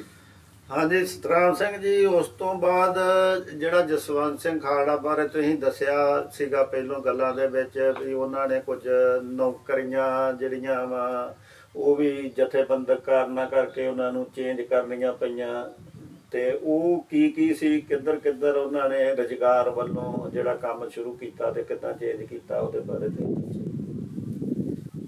ਜਸਵੰਤ ਸਿੰਘ ਜੀ ਖਾਲੜਾ ਨੇ ਪੰਚਾਇਤ ਸਕੱਤਰ ਦੇ ਤੌਰ ਤੇ ਕੰਮ ਕੀਤਾ। ਉਦੋਂ ਜਿਹੜੀ ਪੰਚਾਇਤ ਸਕੱਤਰ ਸੀ ਉਹ ਸਿਰਫ ਪੰਚਾਇਤ ਦਾ ਮੁਲਾਜ਼ਮ ਹੁੰਦਾ ਸੀ, ਪੰਚਾਇਤ ਉਹਨੂੰ ਤਨਖਾਹ ਦਿੰਦੀ ਸੀ। ਜਿਹੜੇ ਸਕੱਤਰ ਸੀ ਉਹਨਾਂ ਨੂੰ ਪੰਚਾਇਤ ਆਪਣੀ ਆਮਦਨ ਦੇ ਵਿੱਚੋਂ ਪੰਚਾਇਤਾਂ ਨੂੰ ਤਨਖਾਹ ਮਿਲਦੀ ਹੁੰਦੀ ਸੀ ਤੇ ਬਹੁਤ ਥੋੜੀ ਤਨਖਾਹ ਸੀ ਤੇ ਨੌਕਰੀ ਵੀ ਉਹਨਾਂ ਦੀ ਕੱਚੀ ਸੀ। ਉਹਨਾਂ ਦਿਨਾਂ ਦੇ ਵਿੱਚ ਸਾਰੇ ਪੰਚਾਇਤ ਸਕੱਤਰਾਂ ਨੇ, ਪੰਜਾਬ ਦਿਆਂ ਨੇ ਰਲ ਕੇ ਇੱਕ ਪੰਜਾਬ ਸਕੱਤਰ ਯੂਨੀਅਨ ਬਣਾਈ ਤੇ ਉਸ ਸਮੇਂ ਜਿਹੜਾ ਬਹੁਤ ਤਕੜਾ ਘੋਲ ਲੜਿਆ। ਜਸਵੰਤ ਸਿੰਘ ਖਾਲੜਾ ਜੀ ਉਸ ਜਥੇਬੰਦੀ ਦੇ ਪੰਜਾਬ ਲੈਵਲ ਦੇ ਜਨਰਲ ਸਕੱਤਰ ਸਨ ਤੇ ਉਸ ਸਮੇਂ ਅਕਾਲੀਆਂ ਦੀ ਸਰਕਾਰ ਸੀ, ਅਕਾਲੀ ਦਲ ਦੀ। ਆਤਮਾ ਸਿੰਘ ਜਿਹੜੇ ਆ ਉਹ ਪੰਜਾਬ ਉਸ ਸਮੇਂ ਪੰਚਾਇਤ ਮੰਤਰੀ ਸਨ ਤੇ ਉਹਨਾਂ ਨੇ ਇਹਨਾਂ ਨੂੰ ਸੱਦ ਕੇ ਗੱਲਬਾਤ ਕੀਤੀ ਤੇ ਉਹਨਾਂ ਸਾਰੀਆਂ ਇਹਨਾਂ ਦੀਆਂ ਮੰਗਾਂ ਮੰਨ ਲਈਆਂ ਤੇ ਇਹਨਾਂ ਦਾ ਕਮਿਊਨੀਕੇਟਰ ਕਰ ਦਿੱਤਾ ਤੇ ਸਰਕਾਰ ਨੇ ਤਨਖਾਹਾਂ ਦੇਣੀਆਂ ਮਨਜ਼ੂਰ ਕਰ ਲਈਆਂ ਤੇ ਇਹਨਾਂ ਦੀ ਨੌਕਰੀ ਪੰਚਾਇਤ ਸਕੱਤਰਾਂ ਦੀ ਪੱਕੀ ਹੋ ਗਈ। ਉਹ ਇਹਨਾਂ ਨੇ ਜਸਵੰਤ ਸਿੰਘ ਖਾਲੜਾ ਦੀ ਅਗਵਾਈ ਦੇ ਵਿੱਚ ਹੀ ਜਿਹੜਾ ਉਹ ਘੋਲ ਲੜਿਆ ਗਿਆ। ਤੇ ਪੰਚਾਇਤ ਸਕੱਤਰ ਯੂਨੀਅਨ ਤੋਂ ਪਹਿਲਾਂ ਵੀ ਤੁਸੀਂ ਦੱਸਿਆ ਵੀ ਕੋਈ ਉਹਨਾਂ ਨੇ ਹੋਮਗਾਰਡ ਦੇ ਵਿੱਚ ਵੀ ਨੌਕਰੀ ਕੀਤੀ ਸੀ ਤੇ ਉਹ ਕਿਸ ਕਾਰਨਾਂ ਕਰਕੇ ਛੱਡਣੀ ਪਈ ਉਹ ਹੋਮਗਾਰਡ ਦੀ ਨੌਕਰੀ ਕਲਰਕ ਦੀ ਇਹਨਾਂ ਨੇ ਪਹਿਲਾਂ ਕੀਤੀ ਸੀ। ਉਹ ਥੋੜੇ ਮਹੀਨੇ ਬਾਅਦ ਹੀ ਉਹ ਇਹਨਾਂ ਨੇ ਛੱਡਤੀ ਕਿਉਂਕਿ ਉੱਥੇ ਟਾਈਮ ਬਹੁਤ ਜ਼ਿਆਦਾ ਲੱਗਦਾ ਸੀ ਤੇ ਇਹ ਕਿਉਂਕਿ ਸਮਾਜਿਕ ਸਰਗਰਮੀਆਂ ਦੇ ਵਿੱਚ ਹਿੱਸਾ ਲੈਂਦੇ ਸੀ, ਇਸ ਕਰਕੇ ਇਹਨਾਂ ਨੇ ਉਹ ਨੌਕਰੀ ਤਿਆਗ ਦਿੱਤੀ ਤੇ ਪੰਚਾਇਤ ਸਕੱਤਰ ਜਿਹੜੇ ਉਹ ਬਣ ਗਏ ਕਿਉਂਕਿ ਇਧਰ ਟਾਈਮ ਥੋੜਾ ਜਿਹਾ ਹੁੰਦਾ ਹੈ ਤੇ ਇਹ ਕਰਕੇ ਉਹਨਾਂ ਨੇ ਤਰਜੀਹ ਦਿੱਤੀ ਕਿ ਮੈਂ ਉਹ ਨੌਕਰੀ ਕਰਨੀ ਹੈ ਜਿਹਦੇ ਵਿੱਚ ਮੈਂ ਸਮਾਜ ਦੀ ਵੀ ਸੇਵਾ ਕਰਦਾ ਰਵਾਂ। ਤੇ ਐਮਰਜੈਂਸੀ ਦੇ ਵਿੱਚ ਜਿਹੜੇ ਪੰਚਾਇਤ ਸਕੱਤਰ ਦੀ ਨੌਕਰੀ ਦਾ ਉਹਨਾਂ ਦਾ ਮੇਰੇ ਖਿਆਲ ਅੰਡਰਗਰਾਉਂਡ ਹੋਣ ਕਰਕੇ ਉਹਨਾਂ ਨੂੰ ਕੀ ਉੱਥੋਂ ਸਸਪੈਂਡ ਕਰ ਦਿੱਤਾ ਗਿਆ ਸੀ ਜਾਂ ਕੀ ਹੋਇਆ ਸੀਗਾ? ਉਹਨਾਂ ਨੂੰ ਜਦੋਂ 1975 ਦੇ ਵਿੱਚ ਰੂਪੋਸ਼ ਹੋ ਗਏ ਤੇ ਇਹਨਾਂ ਨੇ ਨਾ ਇੱਕ ਅਸਤੀਫਾ ਲਿਖਿਆ ਸੀ। ਆਪਣਾ ਅਸਤੀਫਾ ਇਸ ਹਿਸਾਬ ਨਾਲ ਲਿਖਿਆ ਕਿ ਉਹਦਾ ਅਸਤੀਫਾ ਇਹਨਾਂ ਦਾ ਮਨਜ਼ੂਰ ਹੀ ਨਹੀਂ ਕੀਤਾ ਗਿਆ ਸਰਕਾਰ ਵੱਲੋਂ। ਤੇ ਇਹਨਾਂ ਨੇ ਨੌਕਰੀ ਛੱਡਤੀ ਕਿਉਂਕਿ ਉਹ ਜਦੋਂ ਇਧਰਲੇ ਬੰਨੇ ਸਰਗਰਮ ਹੋ ਗਏ ਸਿਆਸਤ ਦੇ ਵਿੱਚ ਤੇ ਦੋਵੇਂ ਚੀਜ਼ਾਂ ਨਾਲੋਂ ਨਾਲ ਨਹੀਂ ਸੀ ਚੱਲ ਸਕਦੀਆਂ ਤੇ ਉਹ ਕਾਫੀ ਚਿਰ ਇਹਦਾ ਸਰਕਾਰ ਨੇ ਅਸਤੀਫਾ ਮਨਜ਼ੂਰ ਨਹੀਂ ਕੀਤਾ। ਇਹਨੇ ਆਪ ਕਹਿ ਕੇ ਅਸਤੀਫਾ ਮਨਜ਼ੂਰ ਕਰਵਾਇਆ ਸੀ ਵੀ ਜਦੋਂ ਮੈਂ ਨੌਕਰੀ ਨਹੀਂ ਕਰਨੀ ਚਾਹੁੰਦਾ ਤੇ ਫਿਰ ਤੁਸੀਂ ਮੇਰਾ ਅਸਤੀਫਾ ਮਨਜ਼ੂਰ ਕਿਉਂ ਨਹੀਂ ਕਰਦੇ? ਸਰਕਾਰ ਪਤਾ ਨਹੀਂ ਅੰਡਰ ਪ੍ਰੈਸ਼ਰ ਜਾਂ ਇਹਨਾਂ ਦੀ ਲੀਡਰਸ਼ਿਪ ਕਰਕੇ ਜਾਂ ਜਸਵੰਤ ਸਿੰਘ ਖਾਲੜਾ ਦੀ ਸ਼ਖਸੀਅਤ ਕਰਕੇ ਵੀ ਇਹ ਸੰਘਰਸ਼ੀਲ ਬੰਦਾ ਹੈ ਤੇ ਅਸਤੀਫਾ ਪਤਾ ਨਹੀਂ ਕਿਹੜੇ ਹਿਸਾਬ ਨਾਲ ਇਹਨੇ ਲਿਖਿਆ ਸੀ। ਸਰਕਾਰ ਜਿਹੜੀ ਆ ਉਹ ਅਸਮਰੱਥ ਸੀ ਵੀ ਅਸੀਂ ਇਹਦਾ ਅਸਤੀਫਾ ਮਨਜ਼ੂਰ ਨਹੀਂ ਕੀਤਾ ਵਾਹਵਾ ਚਿਰ ਕਾਫੀ ਚਿਰ ਤੇ ਬਾਅਦ ਚ ਇਹਨੇ ਆਪ ਟਰਾਈ ਕਰਕੇ ਕੋਸ਼ਿਸ਼ ਕਰਕੇ ਤੇ ਉਹ ਅਸਤੀਫਾ ਮਨਜ਼ੂਰ ਕਰਵਾ ਕੇ ਤੇ ਨੌਕਰੀ ਛੱਡੀ ਕਿਉਂਕਿ ਹੁਣ ਉਹ ਸਾਰੇ ਕੰਮ ਨਹੀਂ ਸੀ ਕਰ ਸਕਦਾ। ਤੇ ਐਮਰਜੈਂਸੀ ਤੋਂ ਬਾਅਦ ਜਿਹੜਾ ਵਾ ਉਹ ਨਕਸਲਾਈਟ ਲਹਿਰ ਦੇ ਵਿੱਚ ਵੱਡੀ ਤਬਦੀਲੀ ਆਈ, ਆਪਸ ਦੇ ਵਿੱਚ ਫੁੱਟ ਪਈ, ਬਹੁਤ ਧੜੇ ਬਣ ਗਏ ਤੇ ਫਿਰ ਤੁਸੀਂ ਜਾਂ ਜਸਵੰਤ ਸਿੰਘ ਖਾਲੜਾ ਹੁਣਾਂ ਨੇ ਕਿਹੜੇ ਪਾਸੇ ਨੂੰ ਚੁਣਿਆ, ਕਿਹੜੀਆਂ ਸਰਗਰਮੀਆਂ ਨੂੰ ਚੁਣਿਆ ਜਾਂ ਕੀ ਕੀਤਾ, ਇਹਦੇ ਬਾਰੇ ਕੁਝ? ਉਸ ਸਮੇਂ ਪੰਜਾਬ ਦੇ ਵਿੱਚ ਦੋ ਫਰੰਟ ਕੰਮ ਕਰਦੇ ਸੀ ਨਕਸਲਾਈਟ ਮੂਵਮੈਂਟ ਦੇ ਵਿੱਚ। ਇੱਕ PCRC ਸੀ ਜਿਹੜੀ ਇਹਨਾਂ ਜਨਤਕ ਜਥੇਬੰਦੀਆਂ ਨੂੰ ਚਲਾਉਂਦੀ ਸੀ। ਇਸੇ ਤਰ੍ਹਾਂ ਹੀ ਉਹ ਸਾਰੇ ਪੰਜਾਬ ਦੇ ਵਿੱਚ ਹੀ ਦੋ ਗਰੁੱਪ ਜਿਹੜੇ ਉੱਪਰਲੇ ਲੈਵਲ ਤੇ ਨਕਸਲਾਈਟ ਜਿਹੜੇ ਅੰਡਰਗਰਾਉਂਡ ਸੀ ਕੰਮ ਕਰਦੇ, ਉਹ ਜਥੇਬੰਦੀ ਦੇ ਦੋ ਗਰੁੱਪ ਬਣ ਗਏ। ਤੇ ਨੌਜਵਾਨ ਭਾਰਤ ਸਭਾ ਵੀ ਦੋ ਧੜਿਆਂ 'ਚ ਵੰਡੀ ਗਈ। ਜਸਵੰਤ ਸਿੰਘ ਖਾਲੜਾ ਉਹਨਾਂ ਦਿਨਾਂ ਦੇ ਵਿੱਚ ਇਹ ਨੌਜਵਾਨ ਭਾਰਤ ਸਭਾ ਜਿਹੜੀ PCRC ਦੇ ਥੱਲੇ ਕੰਮ ਕਰਦੀ ਸੀ ਉਹਦੇ ਤਹਿਤ ਕੰਮ ਕਰਨ ਲੱਗਾ। ਤੇ ਉਧਰਲੇ ਪਾਸੇ ਬਲਦੇਵ ਸਿੰਘ ਮਾਨ ਉਹ ਦੂਜੀ ਜਿਹੜੀ ਜਥੇਬੰਦੀਆਂ ਉਹਨਾਂ ਦੇ ਵਿੱਚ ਉਹ ਨੌਜਵਾਨ ਭਾਰਤ ਸਭਾ ਦੇ ਵਿੱਚ ਉਹ ਕੰਮ ਕਰਦਾ ਹੁੰਦਾ ਸੀ। ਇਹਦੇ ਜਸਵੰਤ ਸਿੰਘ ਖਾਲੜਾ ਸਾਡੇ ਇੱਧਰ ਤਰਨਤਾਰਨ ਵਾਲੇ ਪਾਸੇ ਇੱਕ ਸਭ ਤੋਂ ਵੱਡੀਆਂ ਸਭਾਵਾਂ ਪਲਾਸੌਰ ਵਿਖੇ ਨੌਜਵਾਨ ਭਾਰਤ ਸਭਾ ਘਰਿਆਲਾ ਤੇ ਪੱਧਰੀ ਵਿਖੇ ਜਿਹੜੀਆਂ ਸਭ ਤੋਂ ਵੱਡੀਆਂ ਸਥਾਪਿਤ ਕੀਤੀਆਂ ਸਭਾਵਾਂ। ਵੈਸੇ ਤਾਂ ਉਹਨਾਂ ਦਿਨਾਂ ਦੇ ਵਿੱਚ ਸਾਰੇ ਪਿੰਡਾਂ ਦੇ ਵਿੱਚ ਹੀ ਲਗਭਗ ਸਥਾਪਿਤ ਹੋ ਗਈਆਂ ਸੀ, ਪਰ ਇਹ ਮੇਨ ਸਭਾਵਾਂ ਸੀ ਖਾਲੜਾ, ਘਰਿਆਲਾ, ਪਲਾਸੌਰ ਤੇ ਪੱਧਰੀ। ਜਿਹੜੇ ਉਹ ਨੌਜਵਾਨ ਭਾਰਤ ਸਭਾ ਦਾ ਜਿਹੜੇ ਉਹਨਾਂ ਦਿਨਾਂ ਦੇ ਸਮਰਥਕ ਸੀ, ਜਸਵੰਤ ਸਿੰਘ ਖਾਲੜੇ ਦੀ ਅਗਵਾਈ 'ਚ ਕੰਮ ਕਰਦੇ ਰਹੇ। ਉਹ ਮਗਰੋਂ ਵੀ ਜਸਵੰਤ ਸਿੰਘ ਖਾਲੜੇ ਦੇ ਨਾਲ ਅਖੀਰ ਤੱਕ ਰਹੇ। ਜਦੋਂ ਜਸਵੰਤ ਸਿੰਘ ਖਾਲੜਾ ਦੀ ਕੁਰਬਾਨੀ ਤੋਂ ਬਾਅਦ ਵੀ ਉਹ ਸਾਰੇ ਬੰਦੇ ਜਿਹੜੇ ਉਹਦੇ ਨਾਲ ਰਹੇ। ਤੇ ਇੱਕ ਗੱਲ, ਜੋ ਵੀ ਪੰਜਾਬ ਦੇ ਵਿੱਚ ਪੋਲੀਟੀਕਲ ਸਥਿਤੀ ਜਾਂ ਕੋਈ ਮੂਵਮੈਂਟ ਚੱਲਦੀ ਸੀ, ਕਿਉਂਕਿ ਮੈਨੂੰ ਚੇਤਾ ਵੀ 1980 ਦੇ ਵਿੱਚ ਜਦੋਂ ਦਰਬਾਰਾ ਸਿੰਘ ਮੁੱਖ ਮੰਤਰੀ ਸੀ ਤੇ ਪਾਸ ਕਰਾਇਆ ਵੱਧ ਕੇ ਤੇ ਉਹਦਾ ਘੋਲ ਚੱਲਿਆ ਸੀਗਾ। ਇੱਥੇ ਆਪਣੇ ਝਬਾਲ ਦੇ ਵਿੱਚ ਬਹੁਤ ਗੜਬੜ ਹੋਈ ਸੀ, ਬੱਸਾਂ ਸੜੀਆਂ, ਇੱਕ ਨੌਜਵਾਨ ਦੀ ਮੌਤ ਵੀ ਹੋਈ, ਥਾਣੇ ਤੇ ਅੱਗਾਂ ਵੀ ਲੱਗੀਆਂ। ਤੇ ਕੀ ਕਾਰਨ ਸੀ ਵੀ ਕੋਈ ਵੀ ਹਿਲਜੁਲ ਹੁੰਦੀ ਸੀ ਤੇ ਜਸਵੰਤ ਸਿੰਘ ਖਾਲੜਾ ਨੂੰ ਪੁਲਿਸ ਲੱਭਦੀ ਫਿਰਦੀ ਹੁੰਦੀ ਸੀ। ਉਦੋਂ ਵੀ ਮੇਰੇ ਖਿਆਲ ਉਹ ਵਾਹਵਾ ਚਿਰ ਜੇਲ੍ਹ ਦੇ ਵਿੱਚ ਰਹੇ। ਹਾਂਜੀ, ਉਹ ਕਿਉਂਕਿ ਉਹ ਜਸਵੰਤ ਸਿੰਘ ਖਾਲੜਾ ਉਹਨਾਂ ਦਿਨਾਂ ਦੇ ਵਿੱਚ ਸਰਕਾਰ ਸੀ ਇਹ ਲਹਿਰ ਦੇ ਵਿੱਚ, ਤੇ ਕੋਈ ਵੀ ਜਦੋਂ ਮੂਵਮੈਂਟ ਚੱਲਦੀ ਸੀ ਤੇ ਉਹਦੇ ਵਿੱਚ ਉਹ ਸਮਝਦੇ ਸੀ ਜਸਵੰਤ ਸਿੰਘ ਖਾਲੜਾ ਇਹਦੇ ਵਿੱਚ ਅਹਿਮ ਰੋਲ ਨਿਭਾਉਂਦਾ, ਜਿਹਦੇ ਕਰਕੇ ਫਿਰ ਉਹਨੂੰ ਜਿਹੜੀ ਪੁਲਿਸ ਹੈ ਉਹ ਆਪਣੇ ਹਿਸਾਬ ਨਾਲ ਉਹਨਾਂ ਦੀ ਜਿਹੜੀ ਮੂਵਮੈਂਟ ਹੈ ਉਹਨੂੰ ਠੁੱਸ ਕਰਨ ਵਾਸਤੇ ਜਾਂ ਉਹਨੂੰ ਫੇਲ ਕਰਨ ਵਾਸਤੇ ਉਹਨਾਂ ਦੇ ਲੀਡਰਾਂ ਨੂੰ ਪਕੜਦੀ ਸੀ। ਤੇ ਇਸੇ ਤਰ੍ਹਾਂ ਹੀ ਜਸਵੰਤ ਸਿੰਘ ਖਾਲੜਾ ਨੂੰ ਵੀ ਉਹਨਾਂ ਨੇ ਫੜ ਕੇ ਉਹਨਾਂ ਦਿਨਾਂ ਦੇ ਵਿੱਚ ਜੇਲ੍ਹ 'ਚ ਭੇਜ ਦਿੱਤਾ। ਤੇ ਜਿਹੜਾ ਨੌਜਵਾਨ ਭਾਰਤ ਸਭਾ ਤੋਂ ਬਾਅਦ ਜਾਂ ਨਕਸਲਾਈਟ ਲਹਿਰ ਦੇ ਪੰਜਾਬ ਦੇ ਵਿੱਚ ਫੇਰ ਹੋਣ ਤੋਂ ਬਾਅਦ ਫਿਰ ਤੁਸੀਂ ਕਿਹੜੀ ਪੋਲੀਟੀਕਲ ਪਾਰਟੀ ਦੇ ਵਿੱਚ ਗਏ ਜਾਂ ਕਿੱਦਾਂ ਕੰਮ ਕੀਤਾ, ਉਹਦੇ ਬਾਰੇ ਜਸਵੰਤ ਸਿੰਘ ਹੁਣੇ ਕਿਹੜੀ ਪਾਰਟੀ ਦੇ ਨਾਲ ਮੁੜ ਕੇ ਸੰਬੰਧਿਤ ਹੋਏ, ਉਹਦੇ ਬਾਰੇ ਵੀ ਦੱਸੋ। ਜਸਵੰਤ ਸਿੰਘ ਜੀ ਖਾਲੜਾ ਉਸ ਤੋਂ ਬਾਅਦ ਕਿਉਂਕਿ ਉਹਨਾਂ ਦੀ ਵਿਚਾਰਧਾਰਾ ਜਿਹੜੀ ਹੈ ਉਹਦੇ 'ਚ ਵਿਚਾਰਾਂ ਚੇਂਜ ਆ ਗਈ ਸੀ, ਤੇ ਜਿੱਥੇ ਉਹ ਪਹਿਲਾਂ ਮਨੁੱਖੀ ਅਧਿਕਾਰਾਂ ਦੀ ਗੱਲ ਕਰਦੇ ਸੀ, ਦੂਜੇ ਪਾਸੇ ਜ਼ੁਲਮ ਤੇ ਜ਼ਬਰ ਵਿਰੁੱਧ ਲੜਦੇ ਸੀ। ਜਿੱਥੇ ਉਹ ਹੱਕ ਦੀ ਗੱਲ ਕਰਦੇ ਸੀ, ਕਿਰਤੀਆਂ ਦੀ ਲੜਾਈ, ਕਿਸਾਨਾਂ ਦੇ ਮਸਲੇ, ਇਹਨਾਂ ਉੱਤੇ ਲੜਦੇ ਸੀ। ਹੌਲੀ ਹੌਲੀ ਉਹਨਾਂ ਨੂੰ ਇਹ ਪ੍ਰਤੀਤ ਹੋਣ ਲੱਗਾ ਕਿ ਪੰਜਾਬ ਦੇ ਲੋਕਾਂ ਦੇ ਨਾਲ ਪਹਿਲਾਂ ਹੀ ਬਹੁਤ ਜ਼ਿਆਦਾ ਧੱਕਾ ਹੋਇਆ। ਜਿਹੜੀ ਸਿੱਖ ਕੌਮ ਹੈ, ਹਿੰਦੁਸਤਾਨ ਦੀ ਆਜ਼ਾਦੀ ਦੇ ਵਿੱਚ ਸਭ ਤੋਂ ਵੱਡਾ ਹਿੱਸਾ ਸਿੱਖ ਕੌਮ ਨੇ ਪਾਇਆ, ਤੇ ਸਿੱਖ ਕੌਮ ਜਿਹੜੀ ਹੈ ਉਹ ਵੀ ਜ਼ਿਆਦਾ ਜਿਹੜੀ ਉਹ ਤਰਾਸਦੀ ਦਾ ਸ਼ਿਕਾਰ ਰਹਿੰਦੀ ਹੈ। ਭਾਵੇਂ ਕਿ ਸਿੱਖ ਕੌਮ ਨੇ ਆਪਣੇ ਘਰ ਘਾਟ ਵੀ ਜਿਹੜੇ ਉਹ ਗਵਾਏ, ਆਪਣਾ ਇਲਾਕਾ ਵੀ 1947 ਦੇ ਵਿੱਚ ਛੱਡੇ, ਤੇ ਉਥੋਂ ਪਨਾਹਗੀਰ ਬਣ ਕੇ ਹਿੰਦੁਸਤਾਨ ਦੇ ਵਿੱਚ ਆਏ। ਪੰਜਾਬ ਵੰਡਿਆ ਗਿਆ, ਸਾਡਾ ਘਰ-ਬਾਰ ਵੰਡੇ ਗਏ, ਅਸੀਂ ਉਜੜ ਗਏ, ਲੱਖਾਂ ਹੀ ਲੋਕਾਂ ਨੇ ਕੁਰਬਾਨੀਆਂ ਕੀਤੀਆਂ। ਤੇ ਕਿੰਨੇ ਸਾਡੇ ਉਹਨਾਂ ਦਿਨਾਂ ਦੇ ਵਿੱਚ ਏਡੀ ਵੱਡੀ ਟ੍ਰੈਜਡੀ ਦੁਨੀਆ ਦੇ ਵਿੱਚ ਕਦੀ ਨਹੀਂ ਹੋਈ ਜਿਹੜੀ ਉਹ ਟਾਈਮ ਤੇ ਸਿੱਖ ਕੌਮ ਨਾਲ ਹੋਈ। ਉਹਦੇ ਕਰਕੇ ਜਦੋਂ ਹੌਲੀ ਹੌਲੀ ਵਿਚਾਰਧਾਰਾ ਜਿਹੜੀ ਹੈ ਉਹ ਸਾਡੀ ਬਦਲਦੀ ਗਈ। ਜਸਵੰਤ ਸਿੰਘ ਖਾਲੜਾ ਜੀ ਵੀ ਇਹ ਗੱਲ ਤੇ ਆ ਗਏ ਕਿ ਪੰਜਾਬ ਨੂੰ ਵੱਧ ਅਧਿਕਾਰਾਂ ਦੀ ਜਿਹੜੀ ਆ ਉਹ ਲੋੜ ਹੈ ਇਸ ਸਮੇਂ। ਕਿ ਪੰਜਾਬ ਜਿਹੜਾ ਹੈ, ਕਿਉਂਕਿ ਪੰਜਾਬ ਦੇ ਜਿਹੜੇ ਲੋਕ ਨੇ ਇਹਨਾਂ ਦਾ ਪੱਧਰ ਤੇ ਬਿਹਾਰ ਦੇ ਲੋਕਾਂ ਦਾ ਪੱਧਰ ਜਿਹੜਾ ਉਹਦਾ ਬਹੁਤ ਫਰਕ ਹੈ।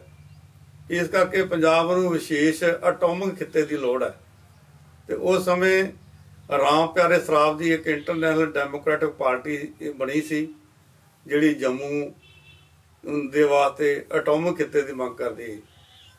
ਤੇ ਇਸੇ ਤਰ੍ਹਾਂ ਹੀ ਜਦੋਂ ਉਹ ਜੰਮੂ ਕਸ਼ਮੀਰ ਅਤੇ ਪੰਜਾਬ ਦੀ ਸਾਂਝੀ ਪਾਰਟੀ ਇੱਕ ਬਣੀ ਇੰਟਰਨੈਸ਼ਨਲ ਡੈਮੋਕ੍ਰੈਟਿਕ ਪਾਰਟੀ, ਜਿਹਦੇ ਪ੍ਰਧਾਨ ਜਿਹੜੇ ਰਾਮ ਪਿਆਰੇ ਸਰਾਫ ਸੀ ਜੰਮੂ ਦੇ ਰਹਿਣ ਵਾਲੇ, ਤੇ ਜਸਵੰਤ ਸਿੰਘ ਖਾਲੜਾ ਵੀ ਉਸ ਇੰਟਰਨੈਸ਼ਨਲ ਡੈਮੋਕ੍ਰੈਟਿਕ ਵਿੱਚ ਸ਼ਾਮਲ ਹੋ ਗਿਆ।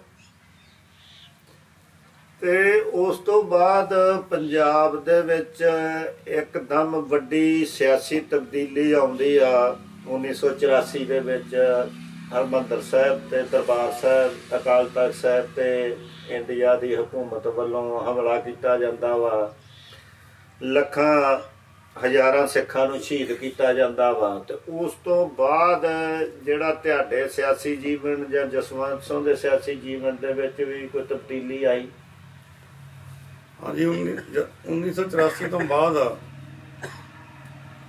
ਕਿਉਂਕਿ ਜੋ ਸੈਂਟਰ ਦੀ ਹਕੂਮਤ ਵੱਲੋਂ ਕੀਤਾ ਗਿਆ, ਸਿੱਖਾਂ ਦੇ ਗੁਰਧਾਮਾਂ ਤੇ ਹਮਲੇ ਕੀਤੇ ਗਏ, ਸਿੱਖਾਂ ਨੂੰ ਘੱਟ ਗਿਣਤੀ ਹੋਣ ਕਰਕੇ ਅਕਾਲ ਤਖਤ ਢਾਇਆ ਗਿਆ, ਦਰਬਾਰ ਸਾਹਿਬ ਤੇ ਜਿਹੜਾ ਉਹ ਗੋਲੀਆਂ ਮਾਰੀਆਂ ਗਈਆਂ ਤੇ ਹਜ਼ਾਰਾਂ ਜਿਹੜੇ ਨੌਜਵਾਨ ਹੈ ਉਸ ਸਮੇਂ ਜੋ ਦਰਬਾਰ ਸਾਹਿਬ ਤੇ ਆਏ ਸੀ, ਸੰਗਤ ਵੀ ਜਿਹੜੀ ਆ ਉਹਦੀ ਵੀ ਪਰਵਾਹ ਨਹੀਂ ਕੀਤੀ ਤੇ ਉਹਨਾਂ ਨੂੰ ਵੀ ਮਾਰਿਆ ਗਿਆ।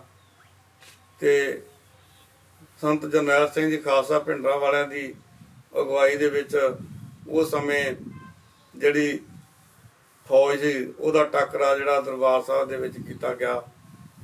ਤੇ ਜਦੋਂ ਉਦੋਂ ਬਾਅਦ ਇੰਨਾ ਕੁਝ ਹੋਣ ਤੋਂ ਬਾਅਦ ਜਦੋਂ ਜਸਵੰਤ ਸਿੰਘ ਖਾਲੜਾ ਜੀ ਤੇ ਅਸੀਂ ਸਾਰੇ, ਸਾਨੂੰ ਇਹ ਗੱਲ ਦਾ ਬੜਾ ਝਟਕਾ ਲੱਗਾ ਤੇ ਅਸੀਂ ਫਿਰ ਉਹ ਸਾਰੇ ਜਿਹੜੇ ਕਿ ਅਜੇ ਪਹਿਲਾਂ ਐਟੋਮਿਕ ਖਿੱਤੇ ਤੱਕ ਸੀਮਤ ਸਾਂ ਵੀ ਸਾਨੂੰ ਪੰਜਾਬ ਨੂੰ ਵੱਧ ਘਰਾਂ ਦੀ ਗੱਲ, ਜਿਵੇਂ ਅਕਾਲੀ ਦਲ ਵੀ ਆਨੰਦਪੁਰ ਦੇ ਮਤੇ ਦੇ ਵਿੱਚ ਕਰਦਾ ਕਿ ਪੰਜਾਬ ਨੂੰ ਵੱਧ ਘਰਾਂ ਦੀ ਗੱਲ।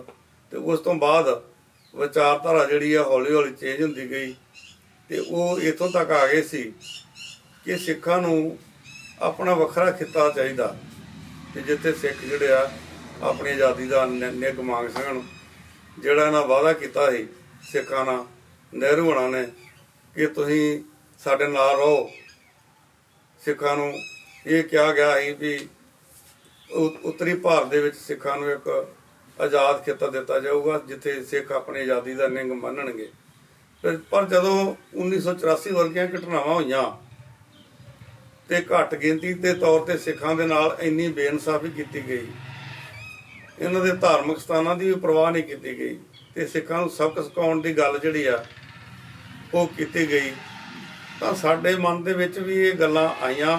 ਜਸਵੰਤ ਸਿੰਘ ਜੀ ਖਾਲੜਾ ਵੀ ਉਦੋਂ ਬਾਅਦ ਇਸ ਗੱਲ ਤੇ ਮਦਈ ਹੋ ਗਏ ਕਿ ਸਾਡਾ ਹੁਣ ਜਿਹੜਾ ਸਰਨਾ ਨਹੀਂ, ਜਦ ਤੱਕ ਸਾਨੂੰ ਆਪਣਾ ਖਿੱਤਾ ਜਾਂ ਸਿੱਖਾਂ ਨੂੰ ਆਪਣਾ ਕੋਈ ਹੋਮਲੈਂਡ ਨਹੀਂ ਮਿਲ ਜਾਂਦਾ। ਇਹ ਵਿਚਾਰਧਾਰਾ ਦੇ ਉਹ ਮਦਈ ਬਣ ਗਏ ਸੀ। ਤੇ ਇੱਕ ਸਮਾਂ ਮੇਰੇ ਖਿਆਲ ਇਹੋ ਜਿਹਾ ਵੀ ਆਇਆ ਹੈਗਾ ਜਿਹੜਾ ਉਹ ਕੋਆਪਰੇਟਿਵ ਬੈਂਕਾਂ ਦੇ ਵਿੱਚ ਮੇਰੇ ਖਿਆਲ ਡਾਇਰੈਕਟਰ ਦੇ ਉਹਦੇ ਤੇ ਕੰਮ ਕਰਦੇ ਰਹੇ। ਉਦੋਂ ਖਾੜਕੂ ਲਹਿਰ ਦਾ ਪੂਰਾ ਜ਼ੋਰ ਸੀਗਾ ਤੇ ਸਰਕਾਰ ਵੱਲੋਂ ਇਲਜ਼ਾਮ ਵੀ ਲੱਗਦੇ ਰਹੇ ਵੀ ਇਹ ਜਿਹੜੇ ਸਾਰੇ ਡਾਇਰੈਕਟਰ ਆ ਉਹ ਖਾੜਕੂ ਲਹਿਰ ਵੱਲੋਂ ਬਣਾਏ ਗਏ ਜਾਂ ਕੀ ਆ, ਉਹਦਾ ਕੀ ਹਿਸਾਬ ਕਿਤਾਬ ਸੀ? ਉਸ ਸਮੇਂ Jaswant Singh ji Khalra cooperative agriculture society ਦੇ ਪ੍ਰਧਾਨ ਬਣੇ ਸੀ। ਪ੍ਰਧਾਨ ਹੋਣ ਦੇ ਨਾਤੇ ਦੀ ਅੰਮ੍ਰਿਤਸਰ ਸੈਂਟਰਲ ਕੋਡ ਬੈਂਕ ਸੀ ਜਿਹੜੀ, ਉਹਦੀ ਡਾਇਰੈਕਟਰਾਂ ਦੀ ਚੋਣ ਹੋਈ। ਉਹਦੇ 'ਚ ਜਸਵੰਤ ਸਿੰਘ ਖਾਲੜਾ ਸਾਡੇ ਇਸ ਬਲਾਕ ਵੱਲੋਂ ਜਿਹੜਾ ਉਹ ਡਾਇਰੈਕਟਰ ਬਣ ਕੇ ਗਏ। ਤੇ ਉਹ ਉਸ ਸਮੇਂ ਕਿਉਂਕਿ ਖਾੜਕੂ ਲਹਿਰ ਦਾ ਜ਼ੋਰ ਸੀ ਤੇ ਇੱਕ ਪਿਆਰਾ ਸਿੰਘ ਸੁਲਤਾਨਵਿੰਡ ਜੋ ਬਾਅਦ ਸ਼ਹੀਦ ਕਰ ਦਿੱਤੇ ਗਏ, ਉਹ ਵੀ ਉਹਨਾਂ ਦਿਨਾਂ ਦੇ ਵਿੱਚ ਉੱਥੇ ਡਾਇਰੈਕਟਰ ਸੀ। ਤੇ ਉਹ ਜਸਵੰਤ ਸਿੰਘ ਜੀ ਖਾਲੜਾ ਜਦੋਂ ਪਿਆਰਾ ਸਿੰਘ ਨੂੰ ਪੁਲਿਸ ਨੇ ਚੁੱਕ ਕੇ ਮਾਰ ਦਿੱਤਾ, ਉਸ ਗੱਲ ਦਾ ਵੀ ਜਸਵੰਤ ਸਿੰਘ ਖਾਲੜਾ ਦੇ ਉੱਤੇ ਬੜਾ ਅਸਰ ਹੋਇਆ ਤੇ ਉਹਨੇ ਇਹਦੀ ਪੁਲਿਸ ਦੇ ਵਿਰੁੱਧ ਉਹਨਾਂ ਦਿਨਾਂ ਦੇ ਵਿੱਚ ਜਿਹੜਾ ਉਹ ਰੌਲਾ ਪਾਇਆ ਇਸ ਗੱਲ ਦੇ ਖਿਲਾਫ ਤੇ ਬਿਆਨ ਬੋਲ ਦਿੱਤੇ ਵੀ ਇੱਕ ਚੰਗਾ ਭਲਾ ਬੰਦਾ ਡਾਇਰੈਕਟਰ ਸੀ ਕੋਵਿਡ ਬੈਂਕ ਦਾ, ਇੱਕ ਜਨਤਕ ਨੁਮਾਇੰਦਾ, ਉਹਨੂੰ ਵੀ ਪੁਲਿਸ ਨੇ ਨਹੀਂ ਬਖਸ਼ਿਆ। ਤੇ ਜਦੋਂ ਦਰਬਾਰ ਸਾਹਿਬ ਦੇ ਹਮਲੇ ਦੇ ਸਮੇਂ ਜੋਧਪੁਰ ਜੇਲ੍ਹ ਜਾਂ ਹੋਰ ਜੇਲ੍ਹਾਂ ਦੇ ਵਿੱਚ ਸਿੱਖ ਕੈਦੀਆਂ ਨੂੰ ਰੱਖਿਆ ਗਿਆ ਤੇ ਲੰਬੇ ਸਮੇਂ ਤੋਂ ਬਾਅਦ ਛੱਡਿਆ ਗਿਆ, ਤੇ ਸਿੱਖਾਂ ਦੇ ਵਿੱਚ ਪੰਜਾਬ ਦੇ ਵਿੱਚ ਜ਼ੁਲਮ ਜਿਹੜਾ ਵਾ ਉਹ ਪੂਰੇ ਸਿਖਰਾਂ ਤੇ ਹੀ ਉਸ ਸਮੇਂ ਵੀ ਤੁਹਾਡੇ ਨਾਲ ਪਹਿਲੋਂ ਗੱਲਾਂ ਦੇ ਵਿੱਚੋਂ ਪਤਾ ਲੱਗਾ ਵੀ ਤੁਸੀਂ ਸਿੱਖ ਜਥੇਬੰਦੀਆਂ ਦੇ ਨਾਲ ਜਾਂ ਸਿੱਖ ਸਟੂਡੈਂਟ ਫੈਡਰੇਸ਼ਨ ਦੇ ਨਾਲ ਰਲ ਕੇ ਜਿਹੜਾ ਇਹ ਜ਼ੁਲਮ ਦੇ ਵਿਰੁੱਧ ਆਵਾਜ਼ ਉਠਾਉਂਦੇ ਰਹੇ। ਜਸਵੰਤ ਸਿੰਘ ਖਾਲੜਾ ਨੂੰ ਸ਼ਾਇਦ ਗ੍ਰਿਫਤਾਰ ਵੀ ਕੀਤਾ ਜਾਂਦਾ ਰਿਹਾ। ਹਾਂਜੀ, ਉਹਨਾਂ ਦਿਨਾਂ ਵਿੱਚ ਸਿੱਖ ਸਟੂਡੈਂਟ ਫੈਡਰੇਸ਼ਨ ਦੇ ਪ੍ਰਧਾਨ ਭਾਈ ਮਨਜੀਤ ਸਿੰਘ ਬਣੇ ਸੀ ਤੇ ਉਹ ਜੋਧਪੁਰ ਜੇਲ੍ਹ ਦੇ ਵਿੱਚੋਂ ਆਏ ਸੀ। ਕਿਉਂ ਦਰਬਾਰ ਸਾਹਿਬ ਦੇ ਵਿੱਚੋਂ ਜਦੋਂ ਜਿਹੜੇ ਨੌਜਵਾਨ ਫੜੇ ਗਏ ਤੇ ਉਹਨਾਂ ਨੂੰ ਜੋਧਪੁਰ ਜੇਲ੍ਹ ਦੇ ਵਿੱਚ ਇਹਨਾਂ ਭੇਜਤਾ ਸੀ। ਉਹ ਜੋਧਪੁਰ ਜੇਲ੍ਹ ਤੋਂ ਜਦੋਂ ਆਏ ਤੇ ਉਹਨਾਂ ਨੂੰ ਸਿੱਖ ਸਟੂਡੈਂਟ ਫੈਡਰੇਸ਼ਨ ਦਾ ਪ੍ਰਧਾਨ ਬਣਾਇਆ ਗਿਆ ਤੇ ਉਹਨਾਂ ਦਿਨਾਂ ਦੇ ਵਿੱਚ ਮਾਲ ਮੰਡੀ ਦੇ ਵਿੱਚ ਲਿਜਾ ਕੇ ਮੁੰਡਿਆਂ ਦੇ ਬੜਾ ਤਸ਼ੱਦਦ ਕੀਤਾ ਜਾਂਦਾ ਸੀ। ਨੌਜਵਾਨਾਂ ਤੇ ਬਹੁਤ ਜ਼ਿਆਦਾ ਟਾਰਚਰ ਕੀਤਾ ਜਾਂਦਾ ਸੀ ਤੇ ਉੱਥੋਂ ਹੀ ਲਿਜਾ ਕੇ ਤੇ ਮੁੰਡਿਆਂ ਦੇ ਮੁਕਾਬਲੇ ਬਣਾਏ ਜਾਂਦੇ ਸੀ। ਤੇ ਜਿਹਦਾ ਫੈਡਰੇਸ਼ਨ ਨੇ ਮਾਲ ਮੰਡੀ ਦੇ ਘਰਾਓ ਦਾ ਐਲਾਨ ਕੀਤਾ ਤੇ ਉਹਦੇ ਵਿੱਚ ਅਸੀਂ ਇੰਟਰਨੈਸ਼ਨਲ ਡੈਮੋਕ੍ਰੈਟਿਕ ਪਾਰਟੀ ਵੱਲੋਂ ਉਹਦੇ ਵਿੱਚ ਸ਼ਾਮਲ ਹੋਏ। ਤੇ ਬਾਅਦ ਚ ਜਦੋਂ ਅਸੀਂ ਮਾਲ ਮੰਡੀ ਵੱਲ ਨੂੰ ਤੁਰਨ ਲੱਗੇ, ਪਹਿਲਾਂ ਕਾਨਫਰੰਸ ਕੀਤੀ ਗਈ ਤੇ ਜਦੋਂ ਮਾਲ ਮੰਡੀ ਨੂੰ ਸਾਰੇ ਤੁਰਨ ਲੱਗੇ ਤੇ ਉਹਨਾਂ ਨੇ ਪੁਲਿਸ ਨੇ ਸਾਨੂੰ ਸਾਰਾ ਚੁੱਕ ਕੇ ਤੇ ਘਰਿੰਡੇ ਥਾਣੇ ਲੈ ਗਏ। ਉਦੋਂ ਜਸਵੰਤ ਸਿੰਘ ਖਾਲੜਾ ਜੀ, ਅਸੀਂ ਸਾਰੇ, ਸੁਰਿੰਦਰ ਸਿੰਘ ਜੀ ਘਰਿਆਲਾ ਤੇ ਹੋਰ ਵੀ ਨੌਜਵਾਨ ਭਾਰਤ ਸਭਾ ਦੇ ਬੰਦੇ ਜਾਂ ਪੰਜਾਬ ਸਟੂਡੈਂਟ ਯੂਨੀਅਨ ਦੇ ਬੰਦੇ ਜਿਹੜੇ ਪਹਿਲੇ ਇੰਟਰਨੈਸ਼ਨਲ ਡੈਮੋਕ੍ਰੈਟਿਕ ਪਾਰਟੀ ਵਿੱਚ ਜਸਵੰਤ ਸਿੰਘ ਖਾਲੜਾ ਜੀ ਦੇ ਨਾਲ ਆਏ ਸੀ, ਇਹਨਾਂ ਸਾਰਿਆਂ ਨੂੰ ਫੜ ਕੇ ਜਿਹੜੀ ਪੁਲਿਸ ਆ ਉਹ ਘਰਿੰਡਾ ਥਾਣੇ ਲੈ ਗਈ। ਤੇ ਉਸ ਤੋਂ ਬਾਅਦ ਜਿੱਦਾਂ ਜਦੋਂ ਪਾਰਲੀਮੈਂਟ ਦੀਆਂ ਇਲੈਕਸ਼ਨਾਂ ਹੁੰਦੀਆਂ ਜਿਹਦੇ 'ਚ ਸਰਦਾਰ ਸਿਮਰਨਜੀਤ ਸਿੰਘ ਮਾਨ ਇੱਥੋਂ ਤਰਨਤਾਰਨ ਹਲਕੇ ਤੋਂ ਜਿੱਤ ਕੇ ਜਾਂਦੇ ਆ, ਉਹਦੇ ਵਿੱਚ ਵੀ ਸੁਣਨ ਆਇਆ ਵੀ ਜਸਵੰਤ ਸਿੰਘ ਖਾਲੜਾ ਇਸ ਇਲਾਕੇ ਦੇ ਵਿੱਚ ਕੋਈ ਆਪਦੀ ਅਹਿਮ ਭੂਮਿਕਾ ਉਹਨਾਂ ਦੀ ਰਹੀ। ਹਾਂਜੀ, 1999 ਦੇ ਵਿੱਚ ਵੀ ਜਦੋਂ ਪਾਰਲੀਮੈਂਟਰੀ ਇਲੈਕਸ਼ਨ ਹੋਈ ਆ ਤੇ ਉਦੋਂ ਜਸਵੰਤ ਸਿੰਘ ਖਾਲੜਾ ਜੀ ਪੂਰਾ ਪ੍ਰਚਾਰ ਕਰਦੇ ਰਹੇ ਕਿ ਆਪਾਂ ਉਹੋ ਹੀ ਬੰਦੇ ਚੋਣਾਂ ਦੇ ਵਿੱਚ ਜਿਤਾਉਣੇ ਆ ਜਿਹੜੇ ਸਿੱਖ ਕੌਮ ਦੇ ਅਗਵਾਈ ਕਰਨ ਦੇ ਯੋਗ ਆ। ਇਹ ਕਰਕੇ ਉਹਨਾਂ ਨੇ ਜਿੱਥੇ ਵੀ ਅਕਾਲੀ ਦਲ ਦੀਆਂ ਸਟੇਜਾਂ ਲੱਗਦੀਆਂ, ਜਿੱਥੇ ਵੀ ਉਹ ਕਾਨਫਰੰਸਾਂ ਹੁੰਦੀਆਂ, ਜਸਵੰਤ ਸਿੰਘ ਖਾਲੜਾ ਨੂੰ ਉਹ ਖਾਸ ਕਰਕੇ ਬੁਲਾਉਂਦੇ ਸੀ ਕਿਉਂਕਿ ਇਹ ਬੁਲਾਰੇ ਵੀ ਬੜੇ ਤਗੜੇ ਸੀ ਤੇ ਗੱਲ ਵੀ ਟਾਈਮ ਦੇ ਹਿਸਾਬ ਨਾਲ ਪੂਰੀ ਵਧੀਆ ਕਰਦੇ ਸੀ। ਤੇ ਉਹ ਕਰਕੇ ਉਹਨਾਂ ਦਿਨਾਂ ਦੇ ਵਿੱਚ ਇਹ ਪੂਰੇ ਸਰਗਰਮ ਸੀ 1999 ਦੀ ਇਲੈਕਸ਼ਨ ਦੇ ਵਿੱਚ, ਕਿਉਂਕਿ ਸਾਡੀ ਜਿਹੜੀ ਵਿਚਾਰਧਾਰਾ ਉਦੋਂ ਚੇਂਜ ਹੋ ਗਈ। ਅਸੀਂ ਕਹਿੰਦੇ ਆ ਵੀ ਜਿੰਨਾ ਚਿਰ ਲੋਕਤੰਤਰ ਦੇ ਵਿੱਚ ਵੋਟਾਂ ਦੇ ਰਾਹੀਂ ਹੀ ਜਿਹੜਾ ਉਹ ਮਸਲਾ ਹੱਲ ਹੋ ਸਕਦਾ, ਤਾਂ ਅਸੀਂ ਕੌਮ ਦੇ ਨੁਮਾਇੰਦੇ ਇਹੋ ਜਿਹੇ ਚੁਣੇ ਜਾਣ ਸਿੱਖਾਂ ਵੱਲੋਂ ਜਿਹੜੇ ਸਾਡੇ ਜਾ ਕੇ ਮਸਲੇ ਜਿਹੜੇ ਆ ਉਹ ਹੱਲ ਕਰਨ। ਤੇ 1990 ਦੇ ਵਿੱਚ ਅਚਾਨਕ ਜਿੱਦਾਂ ਪਤਾ ਲੱਗਾ ਵੀ ਇੱਥੇ ਹਾਲਾਤ ਜ਼ਿਆਦਾ ਖਰਾਬ ਹੋ ਗਏ, ਪੁਲਿਸ ਉਹਨਾਂ ਤੇ ਵੀ ਜ਼ਿਆਦਾ ਨਜ਼ਰ ਰੱਖਣ ਲੱਗ ਪਈ ਤੇ ਉਹਨਾਂ ਨੂੰ ਇੱਥੋਂ ਛੱਡ ਕੇ ਤੇ ਇੰਗਲੈਂਡ ਜਾਣਾ ਪਿਆ। ਉਹਦੇ ਕਾਰਨ ਜਾਂ ਉਸ ਤੋਂ ਬਾਅਦ ਤੁਸੀਂ ਕਿੱਦਾਂ ਕੰਮ ਕਰਦੇ ਰਹੇ ਜਾਂ ਵਿਚਰਦੇ ਰਹੇ? ਜਸਵੰਤ ਸਿੰਘ ਜੀ ਖਾਲੜਾ ਜਦੋਂ ਇੰਗਲੈਂਡ ਗਏ ਆ, ਉੱਥੇ ਲਗਭਗ ਸਾਲ ਕੇ ਰਹੇ ਆ ਤੇ ਅਸੀਂ ਇੱਥੇ ਕੰਮ ਕਰਦੇ ਰਹੇ।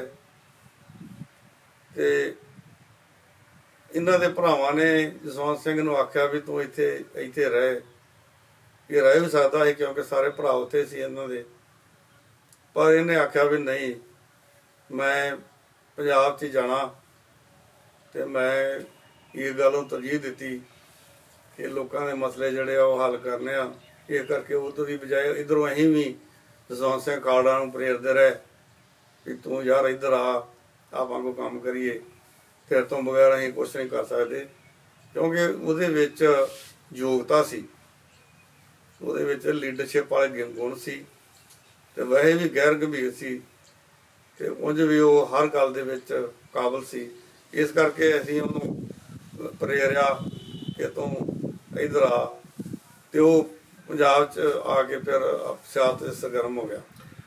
ਤੇ ਉਸ ਤੋਂ ਬਾਅਦ ਜਦੋਂ ਇੱਥੇ ਪੂਰਾ ਦਮਨ ਜੋਰਾਂ ਤੇ ਹੀ, ਤੇ ਮੇਰੇ ਖਿਆਲ ਤੁਸੀਂ ਜਾਂ ਜਸਵੰਤ ਸਿੰਘ ਖਾਲੜਾ ਉਹਨਾਂ ਨੇ ਇਹ ਜਿਹੜੇ ਝੂਠੇ ਪੁਲਿਸ ਮੁਕਾਬਲੇ ਹੁੰਦੇ ਸੀ ਉਹਨਾਂ ਦੇ ਬਾਰੇ ਕੋਈ ਜਥੇਬੰਦੀ ਬਣਾਈ, ਉਹਨਾਂ ਦੀਆਂ ਰਿਪੋਰਟਾਂ ਕੱਢਣ ਦੇ ਲਈ। ਮੇਰੇ ਖਿਆਲ ਜਿੱਦਾਂ ਦਮਨ ਵਿਰੋਧੀ ਫਰੰਟ ਜਾਂ ਸ਼ਾਇਦ ਤੁਸੀਂ ਨਾਂ ਲਿਆ ਸੀਗਾ, ਉਹਦੇ 'ਚ ਫਿਰ ਕਿੱਦਾਂ ਕੰਮ ਕਰਦੇ ਰਹੇ ਤੁਸੀਂ? ਹਾਂਜੀ, ਉਹਨਾਂ ਦਿਨਾਂ ਦੇ ਵਿੱਚ ਦਮਨ ਵਿਰੋਧੀ ਫਰੰਟ ਬਣਾਇਆ ਗਿਆ। ਦਮਨ ਵਿਰੋਧੀ ਫਰੰਟ ਅੱਡੋ ਅੱਡ ਥਾਵਾਂ ਤੇ ਜਾ ਕੇ ਜਸਵੰਤ ਸਿੰਘ ਖਾਲੜਾ ਦੀ ਅਗਵਾਈ 'ਚ, ਜਾਂ ਉਦੋਂ ਮਗਰੋਂ ਵੀ ਜਦੋਂ ਬਾਹਰ ਚਲੇ ਗਏ, ਅਸੀਂ ਆਪਣੇ ਵੇਤ ਅਨੁਸਾਰ ਜਿਹੜੇ ਆ ਉਹ ਉਹਨਾਂ ਦੀਆਂ ਰਿਪੋਰਟਾਂ ਜਿਹੜੀਆਂ ਉਹ ਕੱਢਦੇ ਰਹੇ। ਜਿੱਥੇ ਜਿੱਥੇ ਵੀ ਪੁਲਿਸ ਜ਼ਬਰ ਹੁੰਦਾ ਹੈ ਜਾਂ ਪੁਲਿਸ ਨਜਾਇਜ਼ ਧੱਕੇ ਕਰਦੀ ਸੀ, ਉਹਦੇ ਵਾਸਤੇ ਦਮਨ ਵਿਰੋਧੀ ਫਰੰਟ ਵੀ ਬਣਾਇਆ ਗਿਆ ਸੀ। ਤੇ ਜਸਵੰਤ ਸਿੰਘ ਖਾਲੜਾ ਦਾ ਅਕਾਲੀ ਦਲ ਦੀ ਸਿਆਸਤ ਦੇ ਵਿੱਚ ਪ੍ਰਵੇਸ਼ ਜਿਹੜਾ ਮੇਰੇ ਖਿਆਲ ਇੰਗਲੈਂਡ ਤੋਂ ਵਾਪਸ ਆਣ ਕੇ ਹੁੰਦਾ।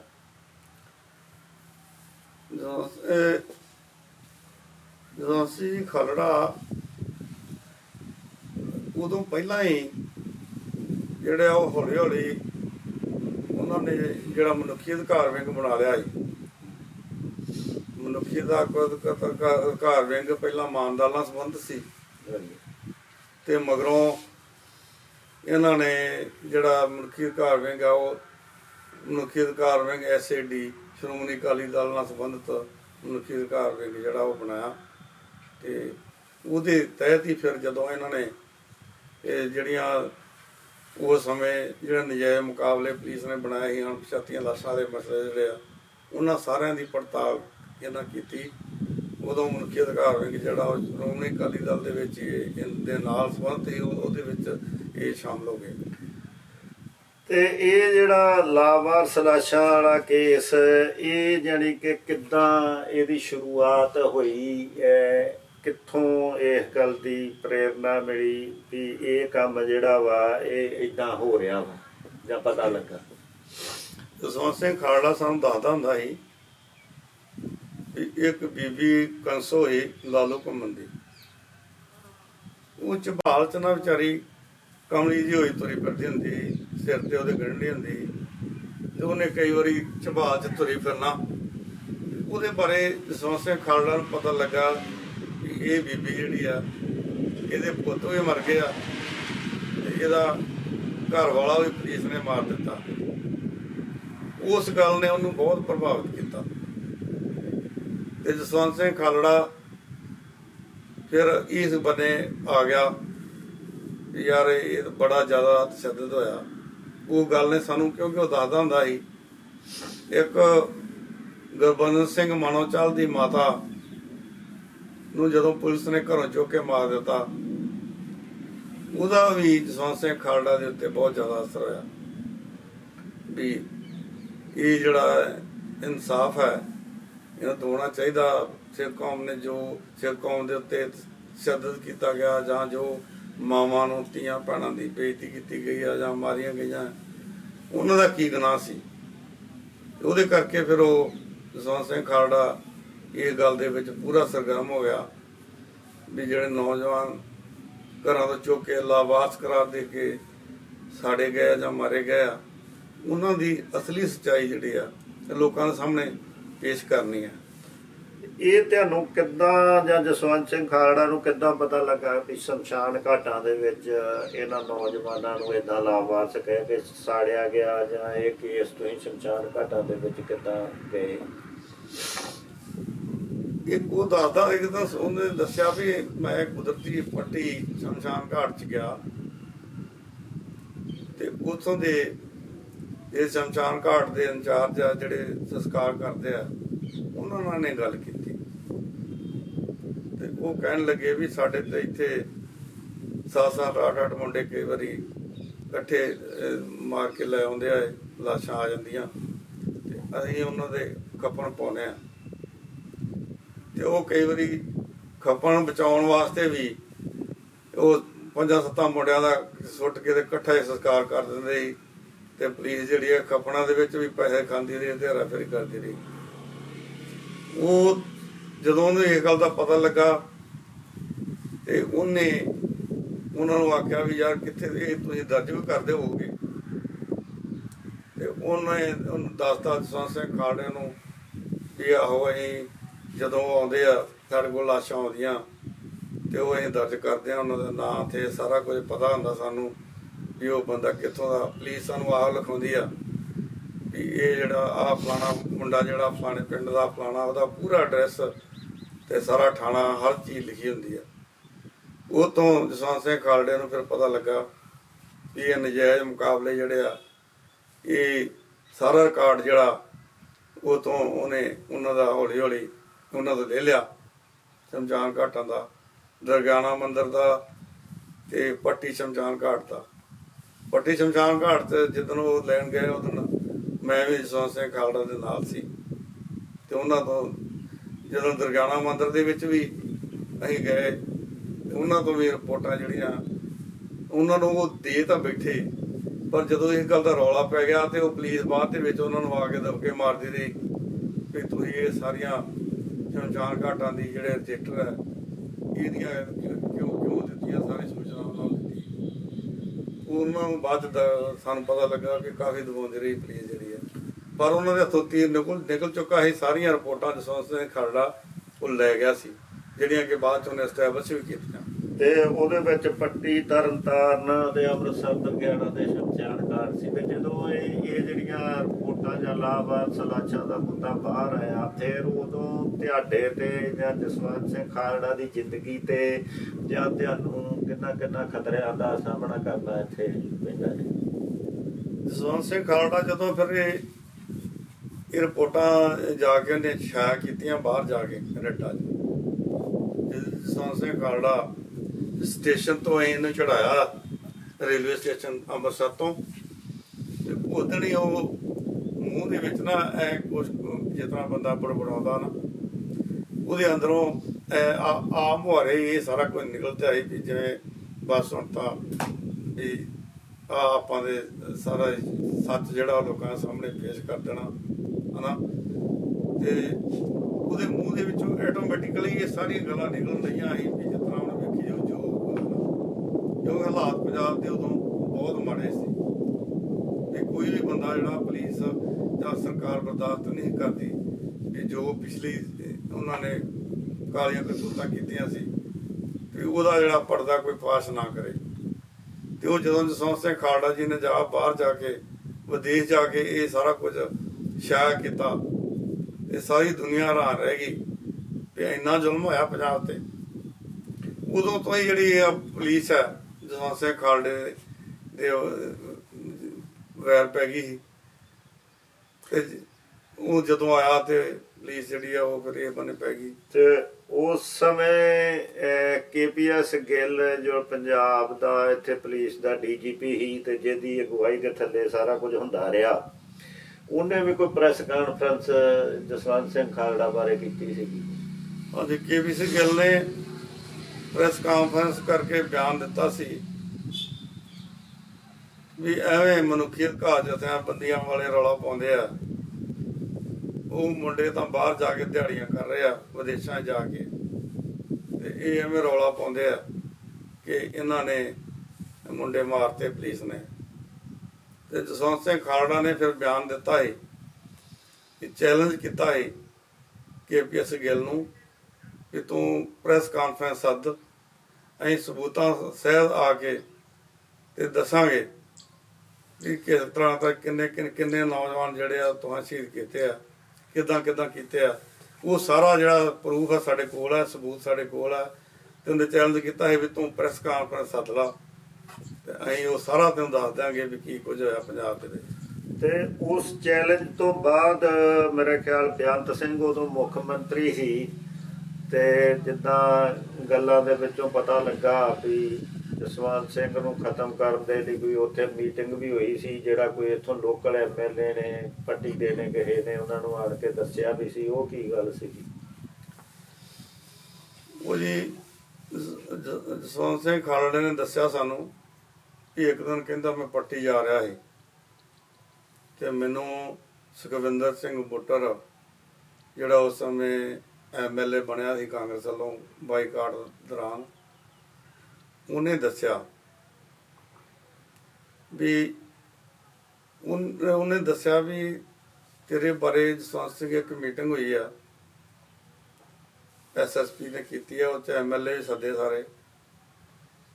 ਉਹਦੇ 'ਚ ਉਹਨਾਂ ਇਹ ਤੇਰੇ ਬਾਰੇ ਕਿਹਾ ਵੀ ਇਹਨੂੰ ਪਲੀਜ਼ ਜਿਹੜਾ ਚੁੱਕ ਲਓ। ਇਹ ਕਰਕੇ ਉਹਨੇ ਇਹਨੂੰ ਕਿਹਾ ਵੀ ਜਸਵੰਤ ਸਿੰਘ ਤੋਂ ਥੋੜਾ ਬਚ ਕੇ ਰਹੋ, ਕਿਉਂਕਿ ਪੁਲਿਸ ਜਿਹੜੀ ਆ ਤੇਰੇ ਖੱਤੇ ਪਈ ਆ। ਤੇ ਉਹਨੇ ਫੈਸਲਾ ਵੀ ਕਰ ਲਿਆ ਵੀ ਅਸੀਂ ਵੀ ਸਾਰਿਆਂ ਉੱਥੇ ਸਾਰਿਆਂ ਨੇ ਇਹ ਗੱਲਾਂ ਸਾਰਿਆਂ ਸਮਰਥਨ ਦਿੱਤਾ ਇਹ ਗੱਲ ਦਾ। ਤੇ ਪੁਲਿਸ ਜਿਹੜੀ ਕਿਸੇ ਵੇਲੇ ਤੇਰੇ ਨਾਲ ਕੋਈ ਗੱਲ ਜਿਹੜੀ ਆ ਘਾਟਾ ਵਾਧਾ ਕਰ ਸਕਦੀ ਆ, ਤਾਂ ਕਰਕੇ ਤੈਨੂੰ ਜਿਹੜਾ ਚੌਕਸ ਰਹਿਣਾ ਚਾਹੀਦਾ ਇਹਦੇ ਬਾਰੇ। ਉਸ ਗੱਲ ਦਾ ਜਸਵੰਤ ਸਿੰਘ ਖਾਲੜਾ ਤੇ ਕੋਈ ਅਸਰ ਹੋਇਆ ਜਾਂ ਕੋਈ ਉਹ ਘਬਰਾਇਆ ਜਾਂ ਉਹਨੇ ਆਪਣਾ ਕੰਮ ਬੰਦ ਕੀਤਾ ਉਸ ਚੀਜ਼ ਦਾ? ਜਦੋਂ ਉਹਨੇ ਇਹਨੂੰ ਇਹ ਦੱਸਿਆ, ਜਸਵੰਤ ਸਿੰਘ ਨੇ ਅਗਲੇ ਦਿਨ ਪ੍ਰੈਸ ਬਿਆਨ ਦਿੱਤਾ।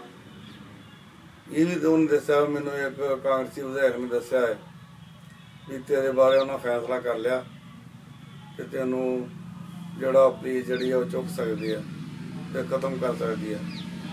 ਤੇ ਜਸਵੰਤ ਸਿੰਘ ਖਾਲੜੇ ਨੇ ਕਿਹਾ ਵੀ ਮੈਨੂੰ ਇਹ ਗੱਲ ਦੀ ਕੋਈ ਪਰਵਾਹ ਨਹੀਂ, ਜਿੱਥੇ ਇਹਨਾਂ ਅੱਗੇ 25,000 ਨੌਜਵਾਨ ਮਾਰਤਾ ਹੈ, 25,000 ਜਿੱਥੇ ਲਾਸ਼ਾਂ ਨੇ ਉੱਥੇ 50,000 ਇੱਕ ਹੋ ਜਾਊਗੀ, ਮੈਨੂੰ ਕੋਈ ਫਰਕ ਨਹੀਂ ਪੈਂਦਾ। ਮੈਂ ਆਪਣੀ ਜਾਨ ਦੀ ਭੀਖ ਮੰਗਣ ਵਾਸਤੇ ਮੈਂ ਕਿਸੇ ਵੀ ਕੋਰਟ ਕਚਹਿਰੀ ਵਿੱਚ ਨਹੀਂ ਜਾਊਂਗਾ, ਸਗੋਂ ਪ੍ਰਮਾਤਮਾ ਦੇ ਚਰਨਾਂ ਤੇ ਲੋਕਾਂ ਦੀਆਂ ਬਰੂਹਾਂ ਤੇ ਜਾ ਕੇ ਜਿਹੜਾ ਜਾਣਾ ਬਿਹਤਰ ਸਮਝੂੰਗਾ। ਇਹ ਗੱਲ ਤੇ ਤੁਸੀਂ ਅਖੀਰਲੇ ਦਿਨਾਂ ਦੇ ਵਿੱਚ ਉਹਨਾਂ ਦੇ ਨਾਲ ਰਹੇ ਜੇ ਤੇ ਤੁਹਾਡੇ ਤੋਂ ਗੱਲਾਂ 'ਚ ਪਤਾ ਵੀ ਲੱਗਦਾ ਵੀ ਜਦੋਂ ਅੰਮ੍ਰਿਤਸਰ ਤੋਂ ਇੱਥੇ ਖਾਲੜਾ ਪਿੰਡ ਆਉਂਦੇ ਹੁੰਦੇ ਸੀਗੇ ਤੇ ਇੱਥੇ ਪੁਲਿਸ ਦੀਆਂ ਵਾਇਰਲੈਸਾਂ ਖੜਕਣ ਲੱਗ ਪੈਂਦੀਆਂ ਸੀ, ਜਾਂ ਇੱਥੇ CRP ਵੀ ਇੱਕ ਦੋ ਵਾਰ ਆਈ, ਉਹ ਕੀ ਸੀਗਾ ਸਾਰਾ?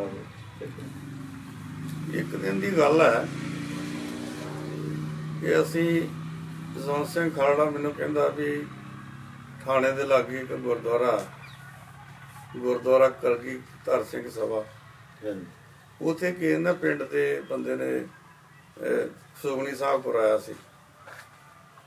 ਤੇ ਜਸਵੰਤ ਸਿੰਘ ਕਹਿੰਦਾ ਆਪਾਂ ਨਾ ਉੱਥੇ ਜਾਣਾ, ਤੇ ਮੈਂ ਵੀ ਉਹਦੇ ਨਾਲ ਸੀ। ਅਸੀਂ ਸੁਖਮਨੀ ਸਾਹਿਬ ਦਾ ਉੱਥੇ ਗਏ, ਸੁਖਮਨੀ ਸਾਹਿਬ ਦਾ ਪਾਠ ਚੱਲ ਰਿਹਾ ਸੀ ਤੇ ਬਾਹਰ ਗੁਰਦੁਆਰੇ ਦੇ ਵਿੱਚ ਦੋ ਠਾਣੇਦਾਰ ਤੇ ਨਾਲ ਸਿਪਾਹੀ ਉਹਨਾਂ ਆ ਕੇ ਆਵਾਜ਼ ਮਾਰੀ ਵੀ ਜਸਵੰਤ ਸਿੰਘ ਖਾਲੜਾ ਨੂੰ। ਜਸਵੰਤ ਸਿੰਘ ਖਾਲੜਾ ਬਾਹਰ ਗਿਆ, ਕਹਿੰਦਾ ਇਹ ਤੁਹਾਨੂੰ SHO ਸੱਦਾ। ਜਸਵੰਤ ਸਿੰਘ ਖਾਲੜਾ ਜੀ ਉਹਨੂੰ ਕਹਿੰਦੇ ਵੀ ਮੈਂ ਆਉਣਾ, ਅਰਦਾਸ ਹੋ ਲੈਣ ਦੇ, ਉਹ ਤੋਂ ਬਾਅਦ ਮੈਂ ਆਉਣਾ, ਤੇਰੇ SHO ਨੂੰ ਮਿਲ ਲੈਣਾ। ਤੇ ਜਦੋਂ ਅਰਦਾਸ ਹੋ ਗਈ ਤੇ ਮੈਂ ਵੀ ਉਹਦੇ ਨਾਲ ਸੀ। ਅਸੀਂ SHO ਨੂੰ ਜਾ ਕੇ ਮਿਲੇ, ਗੁਰਦੀਪ ਸਿੰਘ ਬੱਕਰਾ ਉਸ ਟਾਈਮ SHO ਹੀ ਖਾਲੜੇ ਦਾ। ਜਦੋਂ ਅਸੀਂ ਜਾ ਕੇ ਉਹਦੇ ਕੋਲ ਬੈਠੇ, ਉਹਦੀਆਂ ਅੱਖਾਂ ਲਹੂ ਛੱਡ ਰਹੀਆਂ ਉਸ ਟਾਈਮ ਤੇ। ਜਸਵੰਤ ਸਿੰਘ ਨੂੰ ਜਦੋਂ ਉਹਨੇ ਵੇਖਿਆ, ਬੜੀਆਂ ਅੱਖਾਂ ਉਹਦੀਆਂ ਲਾਲ। ਤੇ ਜਸਵੰਤ ਕਹਿੰਦਾ ਉਹਨੂੰ ਵੀ ਦੱਸੋ ਜੀ, ਤੁਹਾਡੇ ਮੁਲਾਜ਼ਮ ਗਏ ਸੀ ਤੇ ਕੀ ਗੱਲ ਹੈ? ਕਹਿੰਦਾ ਮੁਲਾਜ਼ਮ ਜਾ ਕੀ ਕਰਦੇ ਜਾਣਿਆ, ਤੂੰ ਜਦੋਂ ਇੱਥੇ ਆ ਜਾਣਾ ਖਾਲੜੇ 'ਚ ਉਦੋਂ ਸਾਡੇ ਦਾ ਭਾਰੀ ਬਣ ਜਾਂਦੀ ਆ, ਰੌਲਾ ਪੈ ਜਾਂਦਾ ਹਾਂ। ਤੇ ਅਸੀਂ ਇਸ ਕਰਕੇ ਮੁਲਾਜ਼ਮ ਇਕੱਲੇ ਸੀ ਵੀ ਤੂੰ ਕੋਈ ਉੱਥੇ ਗਲਤ ਮਲਤ ਨਾ ਬੋਲੇ। ਤੇ ਖਾਲੜਾ ਜੀ ਨੇ ਫਿਰ ਉਹਨੂੰ ਇਹ ਗੱਲ ਕਹੀ ਵੀ ਇਹ ਤਾਂ ਮੇਰੇ ਪਿੰਡ ਦਾ ਗੁਰਦੁਆਰਾ, ਇੱਥੇ ਮੈਂ ਕੀ ਬੋਲਣਾ, ਇਹ ਤਾਂ ਸਾਡੇ ਇੱਕ ਪਰਿਵਾਰ ਦਾ ਸੁਖਮਨੀ ਸਾਹਿਬ ਸੀ, ਮਾਮੂਲੀ ਜਿਹਾ ਘਾਟ ਸੀ, ਤੇ ਮੈਂ ਤੇ ਇੱਥੇ ਵੈਸੇ ਦਰਸ਼ਨ ਕਰਨ ਆਇਆ, ਉਹਨਾਂ ਨੇ ਸੱਦਿਆ ਸੀ, ਇੱਥੇ ਮੈਂ ਥੋੜ੍ਹਾ ਬੋਲਣਾ। ਜੇ ਬੋਲਣਾ ਤੇ ਪੰਜਾਬ ਦੇ ਵਿੱਚ ਬੜੇ ਗੁਰਦੁਆਰੇ ਹੋਰ ਬੜੇ ਵੱਡੇ ਹੈਗੇ, ਇਕੱਠ ਹੁੰਦੇ, ਮੈਂ ਉੱਥੇ ਬੋਲੂੰਗਾ, ਮੈਂ ਆਪਣੇ ਪਿੰਡ ਦੇ ਗੁਰਦੁਆਰੇ ਦੇ ਵਿੱਚ ਥੋੜ੍ਹਾ ਬੋਲਣਾ। ਤੇ SHO ਨੂੰ ਕਹਿਣ ਲੱਗਾ ਜਾਂ ਸਾਨੂੰ DGP ਵੱਲੋਂ ਬੜੀਆਂ ਹਦਾਇਤਾਂ ਸਖਤ ਨੇ ਤੇ ਸਾਡੀ ਵੀ ਮਜਬੂਰੀ ਆ। ਜਸਵੰਤ ਕਹਿੰਦਾ ਵੀ ਤੁਹਾਡੀ ਮਜਬੂਰੀ ਆ, ਮੈਂ ਆਪਣਾ ਕੰਮ ਕਰਦਾ, ਤੁਸੀਂ ਆਪਣਾ ਕਰੀ ਜਾਓ, ਮੈਂ ਇਹਦੇ 'ਚ ਕੀ ਕਰ ਸਕਦਾ। ਇਹ ਇਹਨਾਂ ਦੇ ਚੁੱਕੇ ਜਾਣ ਤੋਂ ਕਿੰਨੇ ਕੁ ਦਿਨ ਪਹਿਲਾਂ ਦੀ ਗੱਲ? ਲਗਭਗ ਇੱਕ ਦਿਨ ਪਹਿਲਾਂ ਦੀ ਗੱਲ, ਇੱਕ ਇੱਕ ਦਿਨ ਪਹਿਲਾਂ ਦੀ। ਤੇ ਕਿਉਂਕਿ ਉਦੋਂ ਅਸੀਂ ਇਧਰੋਂ ਸੋਨੀ ਸਾਹਿਬ ਦਾ ਮੱਥਾ ਟੇਕ ਕੇ SHO ਨੂੰ ਮਿਲ ਕੇ ਤੇ ਅਸੀਂ ਬਾਹਰ ਖੇਤਾਂ ਨੂੰ ਚਲੇ ਗਏ ਤੇ ਬਾਹਰ ਬੰਬੀ ਦੇ ਗਏ। ਅਸੀਂ ਪੈਲੀਆਂ ਪੁਲੀਆਂ ਵੇਖ ਕੇ ਤੇ ਰਾਤ ਨੂੰ ਅਸੀਂ ਸ਼ਾਮ ਨੂੰ ਜਦੋਂ ਜਾਣਾ ਸੀ ਤੇ ਉਹ ਅਸੀਂ 2 ਤੋੜੇ ਕਣਕ ਦੇ ਵਿੱਚ ਸੌਂ ਖਾਲੜੇ ਨੇ ਰੱਖੇ, 2 ਮੈਂ ਵੀ ਰੱਖੇ ਕਿਉਂਕਿ ਮੇਰੇ ਵੀ ਨਿਆਣੇ ਉੱਥੇ ਅੰਮ੍ਰਿਤਸਰ ਪੜ੍ਹਦੇ ਸੀ। ਤੇ ਉਹ ਅਸੀਂ ਉਦੋਂ ਕਣਕ ਲੈ ਕੇ ਵੀ ਗਏ ਆ ਜਦੋਂ ਅਗਲੇ ਦਿਨ ਸਵੇਰੇ ਜਿਹੜੀ ਇਹ ਘਟਨਾ ਵਾਪਰ ਜਾਂਦੀ। ਤੇ ਇੱਥੇ ਇਹ ਵੀ ਸੁਣਨ ਚ ਆਇਆ ਵੀ ਉਹਨਾਂ ਨੇ ਜਿਹੜੇ ਕੋਈ ਪੁਲਿਸ ਇਨਫੋਰਮਰ ਸੀ ਉਹਨਾਂ ਦੀਆਂ ਵੀ ਡਿਊਟੀਆਂ ਲਾਈਆਂ ਸੀ ਕਿ ਜਦੋਂ ਉਹ ਖਾਲੜੇ ਆਵੇ ਉਹਦੇ ਬਾਰੇ ਸਾਨੂੰ ਦੱਸਿਓ ਜੇ, ਜਾਂ ਉਹਨਾਂ ਨੂੰ ਚੁੱਕਣ ਦਾ ਕੋਈ ਸਕੀਮ ਇੱਥੇ ਵੀ? ਹਾਂਜੀ, ਇਹ ਵੀ ਇੱਕ ਵਾਰੀ ਇੱਕ ਕਾਰ ਸਿੰਘ ਖੰਡਾ ਗਿੱਲਾਂ ਪੰਨਾਂ ਦਾ ਉਹਦਾ ਇੱਥੇ ਕਾਫੀ ਆਉਣ ਜਾਣ ਸੀ ਥਾਣੇ 'ਚ ਆਉਂਦਾ, ਪੁਲਿਸ ਨਾਲ ਸੰਬੰਧ ਰੱਖਦਾ ਹੁੰਦਾ ਸੀ। ਉਹਨੇ ਵੀ ਇੱਕ ਵਾਰੀ ਦੱਸਿਆ ਸੀ ਜਸਵੰਤ ਸਿੰਘ ਖਾਲੜਾ ਜੀ ਦੇ ਪਿਤਾ ਨੂੰ ਵੀ ਮੈਨੂੰ ਵੀ ਉਹਨਾਂ ਨੇ ਪੁਲਿਸ ਨੇ ਆਖਿਆ ਹੈ ਕਿ ਯਾਰ ਜਦੋਂ ਜਸਵੰਤ ਇੱਥੇ ਆਉਂਦਾ ਉਹਦੇ ਬਾਰੇ ਦੱਸਿਆ ਕਰੋ ਸਾਨੂੰ, ਤੇ ਜਦੋਂ ਹੁਣ ਆਇਆ ਸਾਨੂੰ ਦੱਸਿਓ ਜੀ। ਤੇ ਕਾਫੀ ਉਹਨਾਂ ਨੇ ਮਤਲਬ ਵੀ ਆਸੇ ਪਾਸੇ ਆਖਿਆ ਸੀ, ਪਰ ਉਹ ਸਮੇਂ ਜਿਹੜਾ SHO ਹੈ ਨਾ ਉਹਨੇ ਜ਼ਰੂਰਤ ਨਹੀਂ ਕੀਤੀ ਇਹਨੂੰ ਚੁੱਕਣ ਦੀ, ਹਦਾਇਤਾਂ ਫੁੱਲ ਸੀ।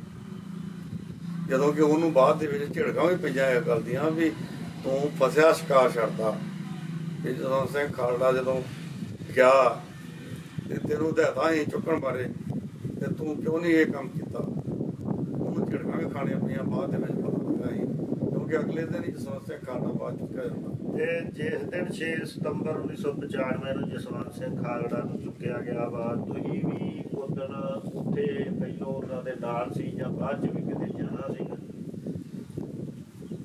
6 ਸਤੰਬਰ 1995 ਨੂੰ ਅਸੀਂ ਇਹਨਾਂ ਬਣਾਇਆ ਸੀ ਪ੍ਰੋਗਰਾਮ ਤਰਨਤਾਰਨ ਜਾਣ ਦਾ।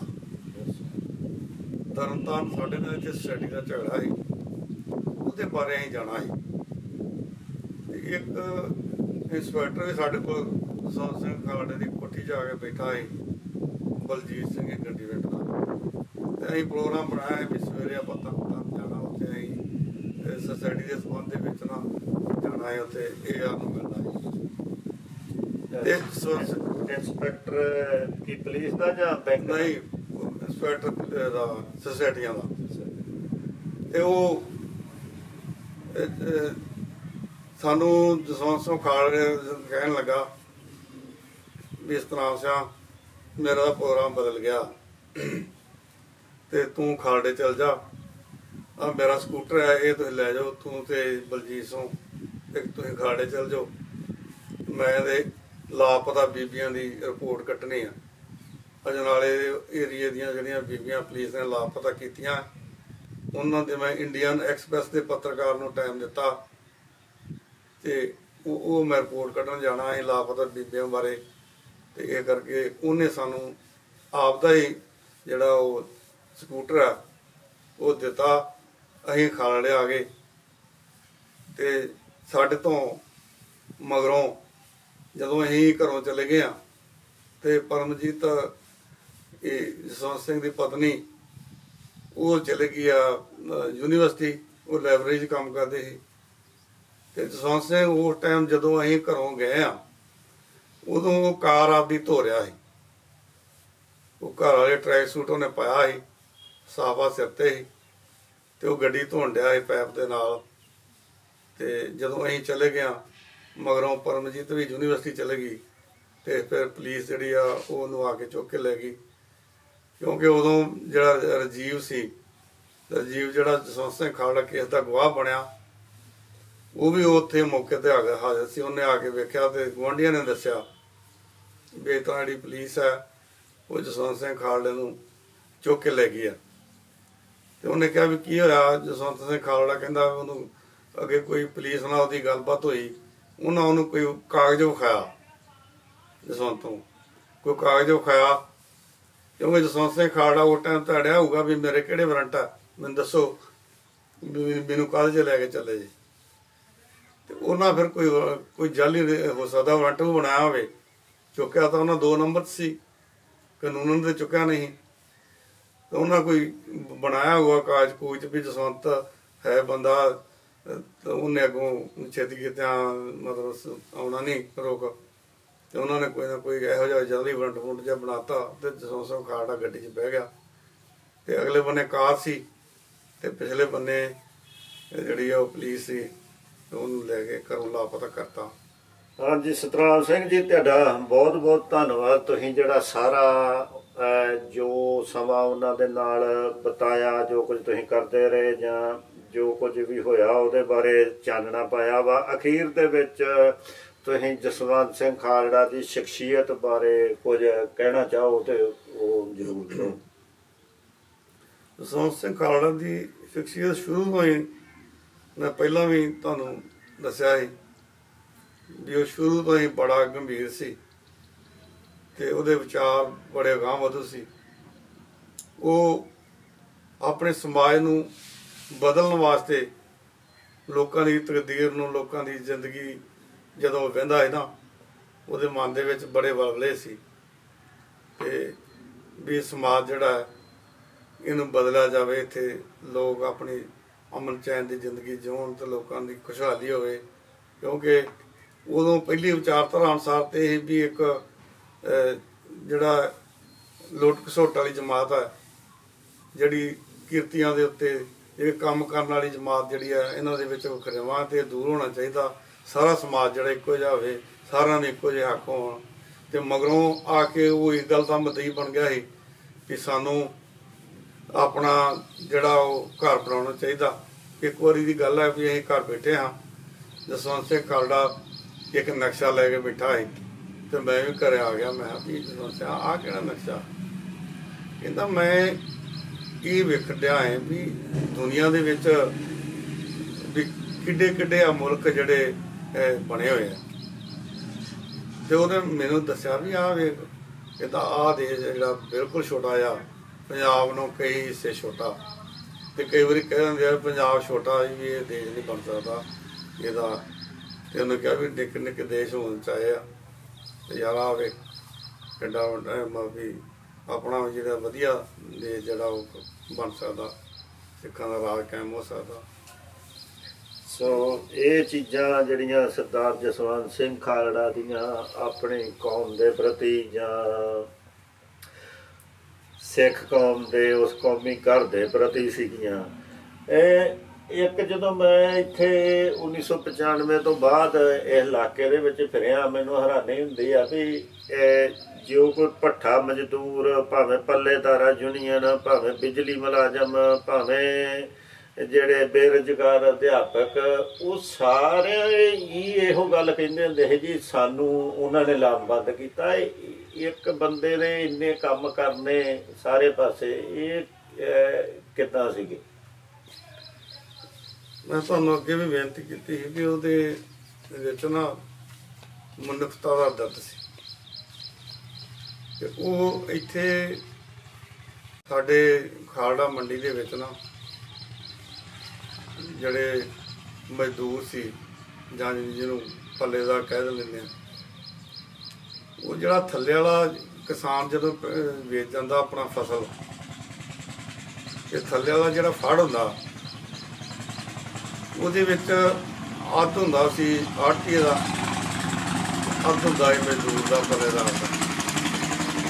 ਇੱਥੇ ਇੱਕ ਉਹਨਾਂ ਪੱਲੇਦਾਰ ਯੂਨੀਅਨ ਬਣਾਈ ਸੀ, ਉਹਨਾਂ ਜਸਵੰਤ ਸਿੰਘ ਖਾਲੜੇ ਨੂੰ ਆ ਕੇ ਬੇਨਤੀ ਕੀਤੀ, ਕਿਉਂਕਿ ਉਹ ਸਮਝਦੇ ਵੀ ਇਹ ਬੰਦਾ ਧੜਕਿਆ ਜਿਹੜਾ ਸਾਡੀ ਗੱਲ ਕਰ ਸਕਦਾ। ਤੇ ਕਿਉਂਕਿ ਨੌਜਵਾਨ ਭਾਰਤ ਸਭਾ ਦੀਆਂ ਦਾ ਵੀ ਇੱਕ ਹੋਰ ਟਾਈਮ ਤੇ ਵਾਹਵਾ ਸਰਗਰਮ ਸੀ, ਇਹ ਰਿਹਾ, ਹਰ ਗੱਲ 'ਚ ਹਿੱਸਾ ਲੈਂਦਾ ਸੀ। ਤੇ ਉਹਨਾਂ ਇਹਨੂੰ ਸੱਚਾ ਸੁੱਚਾ ਸਮਝ ਕੇ ਤੇ ਇੱਕ ਧੜਕ ਦੇ ਦਲੇਰ ਆਗੂ ਸਮਝ ਕੇ ਇਹਦਾ ਆਸਰਾ ਲਿਆ। ਤੇ ਉਹ ਗੱਲ ਜਿਹੜੀ ਆ, ਉਹਨਾਂ ਜਦੋਂ ਮਜ਼ਦੂਰਾਂ ਨੇ ਪੱਲੇਦਾਰਾਂ ਰੌਲਾ ਪਾਇਆ ਵੀ ਇਹ ਜਿਹੜਾ ਥੱਲੇ ਵਾਲਾ ਹੂੰਜ ਕੂਚ ਆ, ਜਿਹੜੀ ਜਿਨਸ ਜਦੋਂ ਜ਼ਿਮੀਦਾਰ ਵੇਚ ਜਾਂਦਾ, ਉਹ ਕਿਸਾਨ ਦਾ ਜਿਹੜਾ ਥੱਲੇ ਵਾਲਾ ਫੜ ਆ ਉਹ ਮਜ਼ਦੂਰ ਦਾ ਚਾਹੀਦਾ, ਨਾ ਕਿ ਆੜ੍ਹਤੀਏ ਦਾ। ਕਿਉਂਕਿ ਆੜ੍ਹਤੀਏ ਨੂੰ ਤਾਂ ਉਹ 'ਚੋਂ ਕਮਿਸ਼ਨ ਮਿਲਦਾ ਫਸਲ ਦੇ ਵਿੱਚੋਂ, ਤਾਂ ਉਹ 'ਚੋਂ ਤੇ ਜਿਹੜਾ ਮਜ਼ਦੂਰ ਆ ਉਹਦੇ ਤਾਂ ਵਿਚਾਰੇ ਦੀ ਮਜ਼ਦੂਰੀ ਹੁੰਦੀ ਆ। ਤੇ ਅਸੀਂ ਇੰਨੀ ਮਿਹਨਤ ਕਰਦੇ ਹਾਂ ਉਹ ਆੜਤੀਆ ਲੈ ਜਾਂਦਾ ਉਹ ਚ ਵੱਧ। ਉਹ ਰੌਲਾ ਆਪਾਂ ਪੈਂਦਿਆਂ ਗੱਲ ਥਾਣੇ ਚਲੇ ਗਈ। ਥਾਣੇ 'ਚ ਆੜਤੀਏ ਵੀ ਚਲੇ ਗਏ ਤੇ ਉਧਰੋਂ ਜਿਹੜੇ ਪੱਲੇਦਾਰ ਉਹ ਵੀ ਜਸਵੰਤ ਉਹਨਾਂ ਦਾ ਆਗੂ ਸੀ ਤੇ ਇਹਨਾਂ ਨੇ ਉੱਥੇ ਥਾਣੇਦਾਰ ਕਹਿੰਦਾ ਵੀ ਇਹਨਾਂ ਦੋ ਤਰ੍ਹਾਂ ਨੂੰ ਫੜ ਕੇ ਅੰਦਰ ਦੇ ਦਿਓ, ਨਹੀਂ ਇਹਨਾਂ ਨੂੰ ਫੜ ਕੇ ਅੰਦਰ ਦੇ ਦਿਓ ਆ ਪੱਲੇਦਾਰਾਂ ਨੂੰ। ਜਸਵੰਤ ਕਹਿੰਦਾ ਵੀ ਜੇ ਇਹਨਾਂ ਇਕੱਲਿਆਂ ਨੂੰ ਕਾਹਦਾ ਦੇਣਾ, ਫਿਰ ਆੜਤੀਆਂ ਨੂੰ ਦਿਓ ਅੰਦਰ, ਅਸੀਂ ਵੀ ਅੰਦਰ ਜਾਂਦੇ ਹਾਂ, ਦੋ ਤਰ੍ਹਾਂ ਨੂੰ ਅੰਦਰ ਦਿਓ। ਇਹਦਾ ਮਸਲਾ ਝਗੜਾ ਤੇ 57 ਕਰੋ ਸਾਡੀ ਇਹਨਾਂ ਨਾਲ। ਤੇ ਉੱਥੇ ਜਦੋਂ ਇਹ ਤੁਰ ਪਏ ਅੰਦਰ ਨੂੰ ਵੀ ਚਲੋ ਅੰਦਰ, ਸਾਰੇ ਜਿਹੜੇ ਮਜ਼ਦੂਰ ਸੀ ਉਹ ਤਾਂ ਜਸਵੰਤ ਸਿੰਘ ਤੇ ਪਿੰਡ ਆਉਣਾ ਭਾਸਾ ਉਹਦੇ ਆਗੂ ਸੀ, ਉਹ ਸਾਰੇ ਜਦੋਂ ਅੰਦਰ ਨੂੰ ਚਲੇ ਗਏ ਤੇ ਆੜਤੀਏ ਜਿਹੜੇ ਆਖਣ ਲੱਗੇ ਵੀ ਯਾਰ ਉਹਨਾਂ ਨੂੰ ਇਹ ਵੀ ਇਹ ਤਾਂ ਬਹਿ ਸਕਦੇ ਆ ਤੇ ਅਸੀਂ ਚੰਗੇ ਭਲੇ ਬੰਦੇ ਆ ਤੇ ਅਸੀਂ ਅੰਦਰ ਬਈਏ ਇਹਨਾਂ ਦੇ ਨਾਲ। ਉਹ ਸਾਰੇ ਜਿਹੜੇ ਆ ਇਹ ਗੱਲ ਤੋਂ ਚਾਲੂ ਹੋ ਗਏ ਤੇ ਉਹਨਾਂ ਇਹ ਗੱਲ ਮੰਨ ਲਈ ਲਿਖਤੀ ਰੂਪ ਚ ਕਿ ਜੋ ਵੀ ਮੰਡੀ ਦਾ ਫੜਿਆ, ਜੋ ਵੀ ਜਿਹੜਾ ਹੂੰ ਚ ਮਜ਼ਦੂਰ ਇਕੱਠਾ ਕਰਦਾ ਉਹਦੇ ਵਿੱਚ ਅਸੀਂ ਹਿੱਸਾ ਨਹੀਂ ਲਵਾਂਗੇ। ਤੇ ਉਹਦੇ ਚ ਇਹਨੇ ਮਜ਼ਦੂਰਾਂ ਜਿੱਤ ਦਵਾਈ। ਅੱਜ ਮੇਰਾ ਖਿਆਲ ਪੰਜਾਬ ਦੀ ਮੰਡੀ ਇੱਕੋ ਇੱਕ ਖਾਲੜਾ ਹੈ ਜਿਹਦੇ ਵਿੱਚ ਜਸਵੰਤ ਖਾਲੜੇ ਦੀ ਦਵਾਈ ਹੋਈ ਚੀਜ਼ ਜਿਹੜੀ ਆ ਅੱਜ ਤੱਕ ਮਜ਼ਦੂਰ ਉਹਦੀਆਂ ਗੱਲਾਂ ਕਰਦੇ ਆ। ਨਹੀਂ ਤੇ ਸਾਰੀ ਥਾਂ ਜਿਹੜੇ ਆੜਤੀ ਆ ਉਹ ਅੱਧ ਲੈਂਦੇ ਆ। ਸਾਡੇ ਲਾਗੇ ਮੰਡੀ ਭੇਖੀ ਵਿੰਡ ਆ, ਮਾੜੀ ਮਹਿੰਗਾ ਆ, ਖੋਰੀ, ਉਹ ਸਾਰੇ ਅੱਧ ਲੈਂਦੇ ਆ ਉਹਦੇ ਵਿੱਚੋਂ। ਇਹ ਇੱਕ ਖਾਲੜੇ ਜਸਵੰਤ ਸਿੰਘ ਖਾਲੜੇ ਦੀ ਦੇਣ ਆ ਵੀ ਇੱਥੋਂ ਦੇ ਮਜ਼ਦੂਰਾਂ ਨੂੰ ਉਹ ਸਾਰਾ ਜਿਹੜਾ ਥੱਲੇ ਵਾਲਾ ਉਹਨਾਂ ਨੂੰ ਮਿਲਦਾ। ਇਹ 1999 ਦੇ ਵਿੱਚ ਖਾੜਕੂ ਦੌਰ ਸਮੇਂ ਜਿਹੜੀ ਬਾਰਡਰ ਦੇ ਉੱਤੇ ਤਾਰ ਲੱਗੀ ਤੇ ਜੱਟਾਂ ਦੀਆਂ ਜ਼ਮੀਨਾਂ ਵਿੱਚ ਆ ਗਈਆਂ, ਉਹਦੇ ਬਾਰੇ ਵੀ ਕੋਈ ਇੱਥੇ ਕਿਸਾਨ ਯੂਨੀਅਨ ਬਣੀ ਸੀ ਜਿਹੜੇ ਤਾਰ ਦੇ ਮਾਮਲੇ, ਉਹਨਾਂ ਤੋਂ ਵੀ ਮੈਂ ਸੁਣਿਆ ਵੀ ਜਸਵੰਤ ਸਿੰਘ ਖਾਲੜਾ ਦਾ ਉਹਦੇ ਵਿੱਚ ਜਿਹੜਾ ਰੋਲ, ਉਹਦੇ 'ਚ ਵੀ ਇੱਕ ਸਰਹੱਦੀ ਘੋਲ ਕਮੇਟੀ ਬਣਾਈ ਸੀ। ਉਹਦੇ 'ਚ ਵੀ ਜਸਵੰਤ ਸਿੰਘ ਖਾਲੜਾ ਜਿਹੜਾ ਕਾਫੀ ਸਰਗਰਮ ਰਿਹਾ ਸੀ। ਇੱਕ ਵਾਰੀ DC ਦਫ਼ਤਰ ਵੀ ਧਰਨਾ ਦਿੱਤਾ ਸੀ ਤੇ ਉਹਦੇ ਵਿੱਚ ਜਸਵੰਤ ਸਿੰਘ ਖਾਲੜਾ ਜਿਹੜਾ ਅੱਗੇ ਹੋ ਕੇ ਕੰਮ ਕਰਦਾ ਰਿਹਾ ਵੀ ਜਿਹੜੇ ਸਰਕਾਰ ਹੈ ਇਹ ਕਿਸਾਨਾਂ ਨੂੰ ਬੜਾ ਤੰਗ ਕਰਦੀ ਹੈ।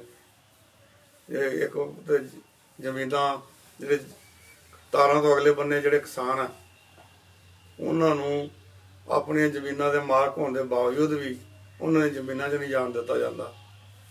ਇਹ ਕਰਕੇ ਉਦੋਂ ਵੀ ਉਹ ਬਾਰਡਰ ਦੀਆਂ ਸਮੱਸਿਆਵਾਂ ਦਾ ਵੀ ਉਸ ਕਰਨ ਵਾਸਤੇ ਉਹ ਕਾਫੀ ਸਰਗਰਮ ਰਿਹਾ। ਹਾਂਜੀ ਸਤਨਾਮ ਸਿੰਘ ਜੀ, ਅਖੀਰ ਦੇ ਵਿੱਚ ਮੈਂ ਤੁਹਾਨੂੰ ਪੁੱਛੂੰਗਾ ਵੀ ਤੁਸੀਂ ਇੰਨਾ ਸਮਾਂ, ਲੰਬਾ ਸਮਾਂ ਆਪ ਵੀ ਸਾਰੇ ਮੂਵਮੈਂਟਾਂ ਦੇ ਵਿੱਚ ਰਹੇ ਜੇ, ਜਸਵੰਤ ਸਿੰਘ ਖਾਲੜਾ ਦੇ ਨਾਲ ਵੀ ਰਹੇ ਜੇ, ਉਹਨਾਂ ਨੂੰ ਨਜ਼ਦੀਕੀ ਤੌਰ ਤੇ ਵੇਖਿਆ ਵੀ ਆ, ਤੇ ਕੀ ਤੁਸੀਂ ਸੋਚਦੇ ਜੇ ਵੀ ਅੱਜ ਦੀ ਸਾਡੀ ਜਿਹੜੀ ਮੌਜੂਦਾ ਸਿੱਖ ਲੀਡਰਸ਼ਿਪ ਆ ਉਹ ਉਸ ਤਰ੍ਹਾਂ ਹਰ ਇੱਕ ਵਰਗ ਦੇ ਲੋਕਾਂ ਦੇ ਘੋਲਾਂ ਦੇ ਵਿੱਚ ਹਿੱਸਾ ਲੈ ਕੇ ਜਾਂ ਹਰ ਇੱਕ ਵਰਗ ਦੇ ਲੋਕਾਂ ਨੂੰ ਨਾਲ ਲੈ ਕੇ ਆਉਣ ਵਾਲੇ ਸਮੇਂ ਦੇ ਵਿੱਚ ਕੋਈ ਏਦਾਂ ਦੀ ਸ਼ਖਸੀਅਤ ਹੈਗੀ ਆ ਜਿਹੜੀ ਸਿੱਖ ਕੌਮ ਨੂੰ ਜਾਂ ਇੱਥੋਂ ਦੇ ਲੋਕਾਂ ਨੂੰ ਇਸ ਜਿਹੜੀ ਜ਼ਿੰਦਗੀ ਆ ਉਹਦੇ ਵਿੱਚੋਂ ਕੱਢ ਸਕੂ? ਸਾਡੀ ਇਹੋ ਤਰਾਸਦੀ ਆ ਕਿ ਸਾਨੂੰ 1947 ਤੋਂ ਲੈ ਕੇ ਹੀ ਸਿੱਖਾਂ ਨੂੰ ਕੋਈ ਪੰਜਾਬ ਦਾ ਲੀਡਰ ਨਹੀਂ ਮਿਲਿਆ। ਜਨਾਬ ਉਹਨਾਂ ਨੇ ਤਾਂ ਆਪਣਾ ਦੇਸ਼ ਬਣਾ ਲਿਆ, ਨਹਿਰੂ ਉਹਨਾਂ ਨੇ ਆਪਣਾ ਦੇਸ਼ ਬਣਾ ਲਿਆ, ਤੇ ਪੰਜਾਬ ਦੇ ਸਿੱਖਾਂ ਨੂੰ ਕੀ ਮਿਲਿਆ? ਪੰਜਾਬ ਦੇ ਸਿੱਖਾਂ ਨੇ ਸਭ ਤੋਂ ਵੱਧ ਕੁਰਬਾਨੀਆਂ ਕੀਤੀਆਂ। ਉਹਦਾ ਵਿਜਾਨਾ ਮਿਲਿਆ ਕਿ ਸਿੱਖ ਕੌਮ ਜਿਹੜੀ ਆ ਤਿੰਨਾਂ ਚੌਂ ਹਿੱਸਿਆਂ 'ਚ ਵੰਡੀ ਗਈ। ਸਿੱਖ ਇੱਕ ਜਿੱਤੋਂ ਜਿਹੜੇ ਜਿਹਨਾਂ ਤੋਂ ਰਾਜ ਲੜ ਕੇ ਲਿਆ ਇਹਨਾਂ ਨੇ ਅੰਗਰੇਜ਼ਾਂ ਨੇ, ਉਹ ਚਾਹੁੰਦੇ ਵੀ ਸੀ ਕਿ ਸਿੱਖਾਂ ਨੂੰ ਜਿਹੜਾ ਇਹਨਾਂ ਦਾ ਖਿੱਤਾ ਦਿੱਤਾ ਜਾਵੇ। ਤੇ ਨਹਿਰੂ ਹੋਣਾ ਨੇ ਜਦੋਂ ਉੱਥੇ 1947 ਦੇ ਵਿੱਚ ਜਦੋਂ ਭਾਰਤ ਦੀ ਆਜ਼ਾਦੀ ਬਾਰੇ ਫੈਸਲਾ ਹੋਣਾ ਸੀ, ਜਿਹਦੇ 'ਚ ਮੁਹੰਮਦ ਅਲੀ ਜਿਨਾਹ ਵੀ ਗਿਆ, ਜਵਾਹਰ ਲਾਲ ਨਹਿਰੂ ਹੋਣੀ ਗਏ, ਤੇ ਇੱਧਰੋਂ ਬਲਦੇਵ ਸਿੰਘ ਚਲੇ ਗਿਆ। ਬਲਦੇਵ ਸਿੰਘ ਸਿੱਖਾਂ ਦਾ ਨੁਮਾਇੰਦੇ ਦੇ ਤੌਰ ਤੇ ਗਿਆ। ਉਹ ਟਾਈਮ ਤੇ ਜਿਹੜੇ ਹਿੰਦੂਆਂ ਦੇ ਨੁਮਾਇੰਦੇ ਸੀ ਨਹਿਰੂ ਹੋਣਾ ਬਲਦੇਵ ਸਿੰਘ ਨੂੰ ਕਹਿਤਾ ਵੀ ਯਾਦ ਤੂੰ ਸਾਡੇ ਨਾਲ ਤੁਸੀਂ ਆ ਜਾਓ ਸਿੱਖਾਂ। ਬਲਦੇਵ ਸਿੰਘ ਅਸੀਂ ਤੁਹਾਨੂੰ ਉੱਤਰੀ ਭਾਰਤ ਦੇ ਵਿੱਚ ਇੱਕ ਖਿੱਤਾ ਦਿਆਂਗੇ, ਆਜ਼ਾਦ ਖਿੱਤਾ, ਜਿੱਥੇ ਸਿੱਖ ਤੁਸੀਂ ਆਪਣੀ ਜਿਹੜਾ ਆਜ਼ਾਦੀ ਦਾ ਨਿੱਘ ਮਾਣਿਓ ਜੇ, ਉੱਥੇ ਤੁਹਾਨੂੰ ਪੂਰੇ ਅਧਿਕਾਰ ਹੋਣਗੇ ਸਿੱਖਾਂ ਨੂੰ। ਤੇ ਤੂੰ ਕਹਿ ਦੇ ਵੀ ਅਸੀਂ ਤਾਂ ਇਹਨਾਂ ਨਾਲ ਰਹਿਣਾ ਚਾਹੁੰਦੇ ਹਾਂ, ਇੰਡੀਆ ਦੇ ਨਾਲ ਰਹਿਣਾ ਚਾਹੁੰਦੇ ਹਾਂ। ਤੇ ਉਹਨੂੰ ਜਨਾਨ ਨੂੰ ਤਾਂ ਪਾਕਿਸਤਾਨ ਮਿਲ ਗਿਆ ਮੁਸਲਮਾਨ ਦਾ, ਤੇ ਭਾਵੇਂ ਕਿ ਅਸੀਂ ਇਹ ਅੱਜ ਮੁਸਲਮਾਨ ਵੀ ਜਿਹੜਾ ਉਹ ਭਾਵੇਂ ਧਰਮ ਆਧਾਰਿਤ ਦੇਸ਼ ਉਹਨੇ ਬਣਾ ਲਿਆ, ਪਰ ਮੁਹੰਮਦ ਅਲੀ ਜਿਨਾਹ ਨੇ ਸਭ ਤੋਂ ਪਹਿਲੀ ਜਿਹੜੀ ਪ੍ਰੈਸ ਕਾਨਫਰੰਸ 1947 'ਚ ਕੀਤੀ ਸੀ ਦੇਸ਼ ਬਣਨ ਤੋਂ ਬਾਅਦ, ਉਹਨੇ ਕਿਹਾ ਸੀ ਮੈਂ ਅਸੀਂ ਬੜੀ ਤਗੜੀ ਭੁੱਲ ਕੀਤੀ ਆ ਤੇ ਜਿਹੜੇ ਉੱਥੇ ਮੁਸਲਮਾਨ ਰਹਿ ਗਏ ਆ ਇੰਡੀਆ 'ਚ, ਉਹਨਾਂ ਨੂੰ ਉੱਥੇ ਉਹਨਾਂ ਤੱਥ ਦੇ ਆਧਾਰ ਤੇ ਛੱਡ ਆਏ ਆ। ਉਹਨਾਂ ਦੇ ਨਾਲ ਬਹੁਤ ਜ਼ਿਆਦਾ, ਕਿਉਂਕਿ ਉਹ ਵਿਚਾਰੇ ਹਿੰਦੁਸਤਾਨ ਦੇ ਹਿੰਦੂਆਂ ਦੀ ਕੋਟੀ ਖਾਣਗੇ, ਤੇ ਉਹਨੇ ਆਪਣੀ ਭੁੱਲ ਸਵੀਕਾਰ ਕੀਤੀ ਸੀ। ਤੇ ਜਿਹੜਾ ਉਹਦੇ 'ਚ ਇਹ ਆ ਵੀ ਜਿਹੜੀ ਮੁਸਲਮਾਨ ਕੌਮ ਹੈ ਉਹ ਤਿੰਨਾਂ ਹਿੱਸਿਆਂ 'ਚ ਵੰਡੀ ਗਈ, ਇੱਕ ਪਾਕਿਸਤਾਨ ਬਣ ਗਿਆ, ਫਿਰ ਬੰਗਲਾਦੇਸ਼ ਬਣ ਗਿਆ, ਫਿਰ ਇੰਡੀਆ 'ਚ ਰਹਿ ਗਏ। ਨਹੀਂ ਤੇ ਉਹ ਆਬਾਦੀ ਦਾ ਤਵਾਜ਼ਨ ਜਿਹੜਾ ਮੁਸਲਮਾਨਾਂ ਦਾ ਲਗਭਗ ਕਾਫੀ ਸੀ, ਤੇ ਉਹ ਘੱਟ ਗਿਣਤੀ ਰਹਿਣ ਕਰਕੇ ਹੁਣ ਨਾ ਉਹਨਾਂ ਦੇ ਆਪ ਵੇਖੋ ਕੀ ਮਸਲੇ ਉਹਨਾਂ ਦੇ ਹੱਲ ਹੁੰਦੇ ਆ, ਤੇ ਸਿੱਖਾਂ ਦਾ ਰਹਿ ਕੱਖ ਨਹੀਂਗਾ ਵੀ ਅਸੀਂ ਤਾਂ ਯਹੂਦੀ ਕੌਮ ਬਣ ਗਏ ਆ। ਕੁਝ ਸਾਡਾ ਜਿਹੜਾ ਹਿੱਸਾ ਪੰਜਾਬ ਦਾ ਉਧਰ ਚਲ ਗਿਆ, ਜ਼ਮੀਨਾਂ ਜਾਇਦਾਦਾਂ ਜਿਹੜੀਆਂ ਖੁੱਲੀਆਂ ਜ਼ਮੀਨਾਂ ਸੀ ਉਹ ਸਾਰੀਆਂ ਉਧਰ ਚਲੇ ਗਈਆਂ, ਅਸੀਂ ਇੱਧਰ ਆ ਗਏ। ਇੱਥੇ ਵੀ ਅੱਗੋਂ ਪੰਜਾਬ ਦੇ ਟੋਟੇ ਹੋ ਗਏ, ਇੱਕ ਹਿਮਾਚਲ ਬਣ ਗਿਆ, ਇੱਕ ਹਰਿਆਣਾ ਬਣ ਗਿਆ, ਕੁਝ ਹਿੱਸਾ ਸਾਡਾ ਕੋਈ ਰਾਜਸਥਾਨ ਚਲੇ ਗਿਆ, ਤੇ ਪੰਜਾਬ ਇੱਥੇ ਵੰਡਿਆ ਗਿਆ। ਪੰਜਾਬ ਹੁਣ ਪੰਜਾਬੀ ਸਾਡਾ ਸਹੀ ਅਗਵਾਈ ਕਰਨ ਵਾਲਾ ਜੇ ਕੋਈ ਹੋਵੇ ਤੇ ਪੰਜਾਬ ਦੀ ਗੱਲ ਕਰੇ। ਅੱਜ ਪੰਜਾਬ ਦੇ ਸਿੱਖਾਂ ਦੀ ਤਰਾਸਦੀ ਇਹ ਆ ਵੀ ਸਾਨੂੰ ਕੋਈ ਸਹੀ ਲੀਡਰ ਨਹੀਂ ਮਿਲ ਰਿਹਾ। ਕਿਉਂਕਿ ਕਾਂਗਰਸ ਨੇ ਬੜਾ ਲੰਮਾ ਸਮਾਂ ਰਾਜ ਕੀਤਾ, ਤੇ ਕਾਂਗਰਸ ਕਦੇ ਵੀ ਸਿੱਖਾਂ ਦੇ ਹੱਕ 'ਚ ਨਹੀਂ ਰਹੀ, ਕਿਉਂਕਿ ਇਹਨੇ ਨੀਂਹ ਰੱਖੀ ਸਿੱਖਾਂ ਨੂੰ ਕੁੱਟਣ ਦੀ, ਇਹਨਾਂ ਨਾਲ ਤੋਂ ਬਦਲਾ ਲੈਣ ਦੀ।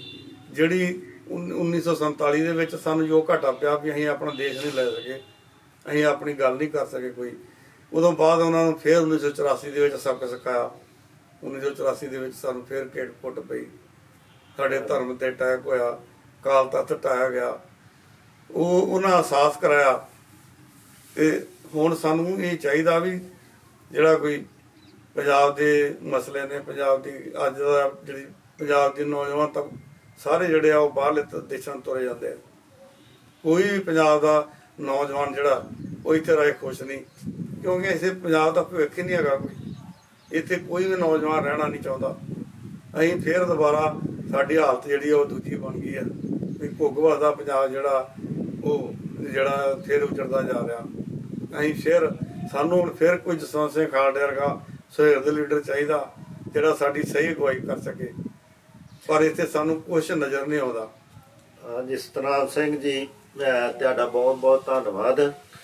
ਤੇ ਅੱਜ ਦੇ ਜਿਹੜੇ ਵਿਚਾਰ ਸੀਗੇ ਅਸੀਂ ਜਸਵੰਤ ਸਿੰਘ ਖਾਲੜਾ ਦੀ ਜੀਵਨੀ ਬਾਰੇ, ਤੇ ਜਿਹੜੇ ਉਹਨਾਂ ਦੇ ਨਾਲ ਉਹਨਾਂ ਦੇ ਸੱਜਣ ਮਿੱਤਰ ਲੰਬੇ ਸਮੇਂ ਤੋਂ ਉਹਨਾਂ ਦੇ ਨਾਲ ਕੰਮ ਕਰਦੇ ਰਹੇ ਆ, ਉਹਨਾਂ ਦੀ ਜ਼ਬਾਨੀ ਜਿਹੜੇ ਆ ਉਹ ਸੰਗਤਾਂ ਦੇ ਨਾਲ ਸਾਂਝੇ ਕਰਨਾ ਚਾਹੁੰਦੇ ਹਾਂ।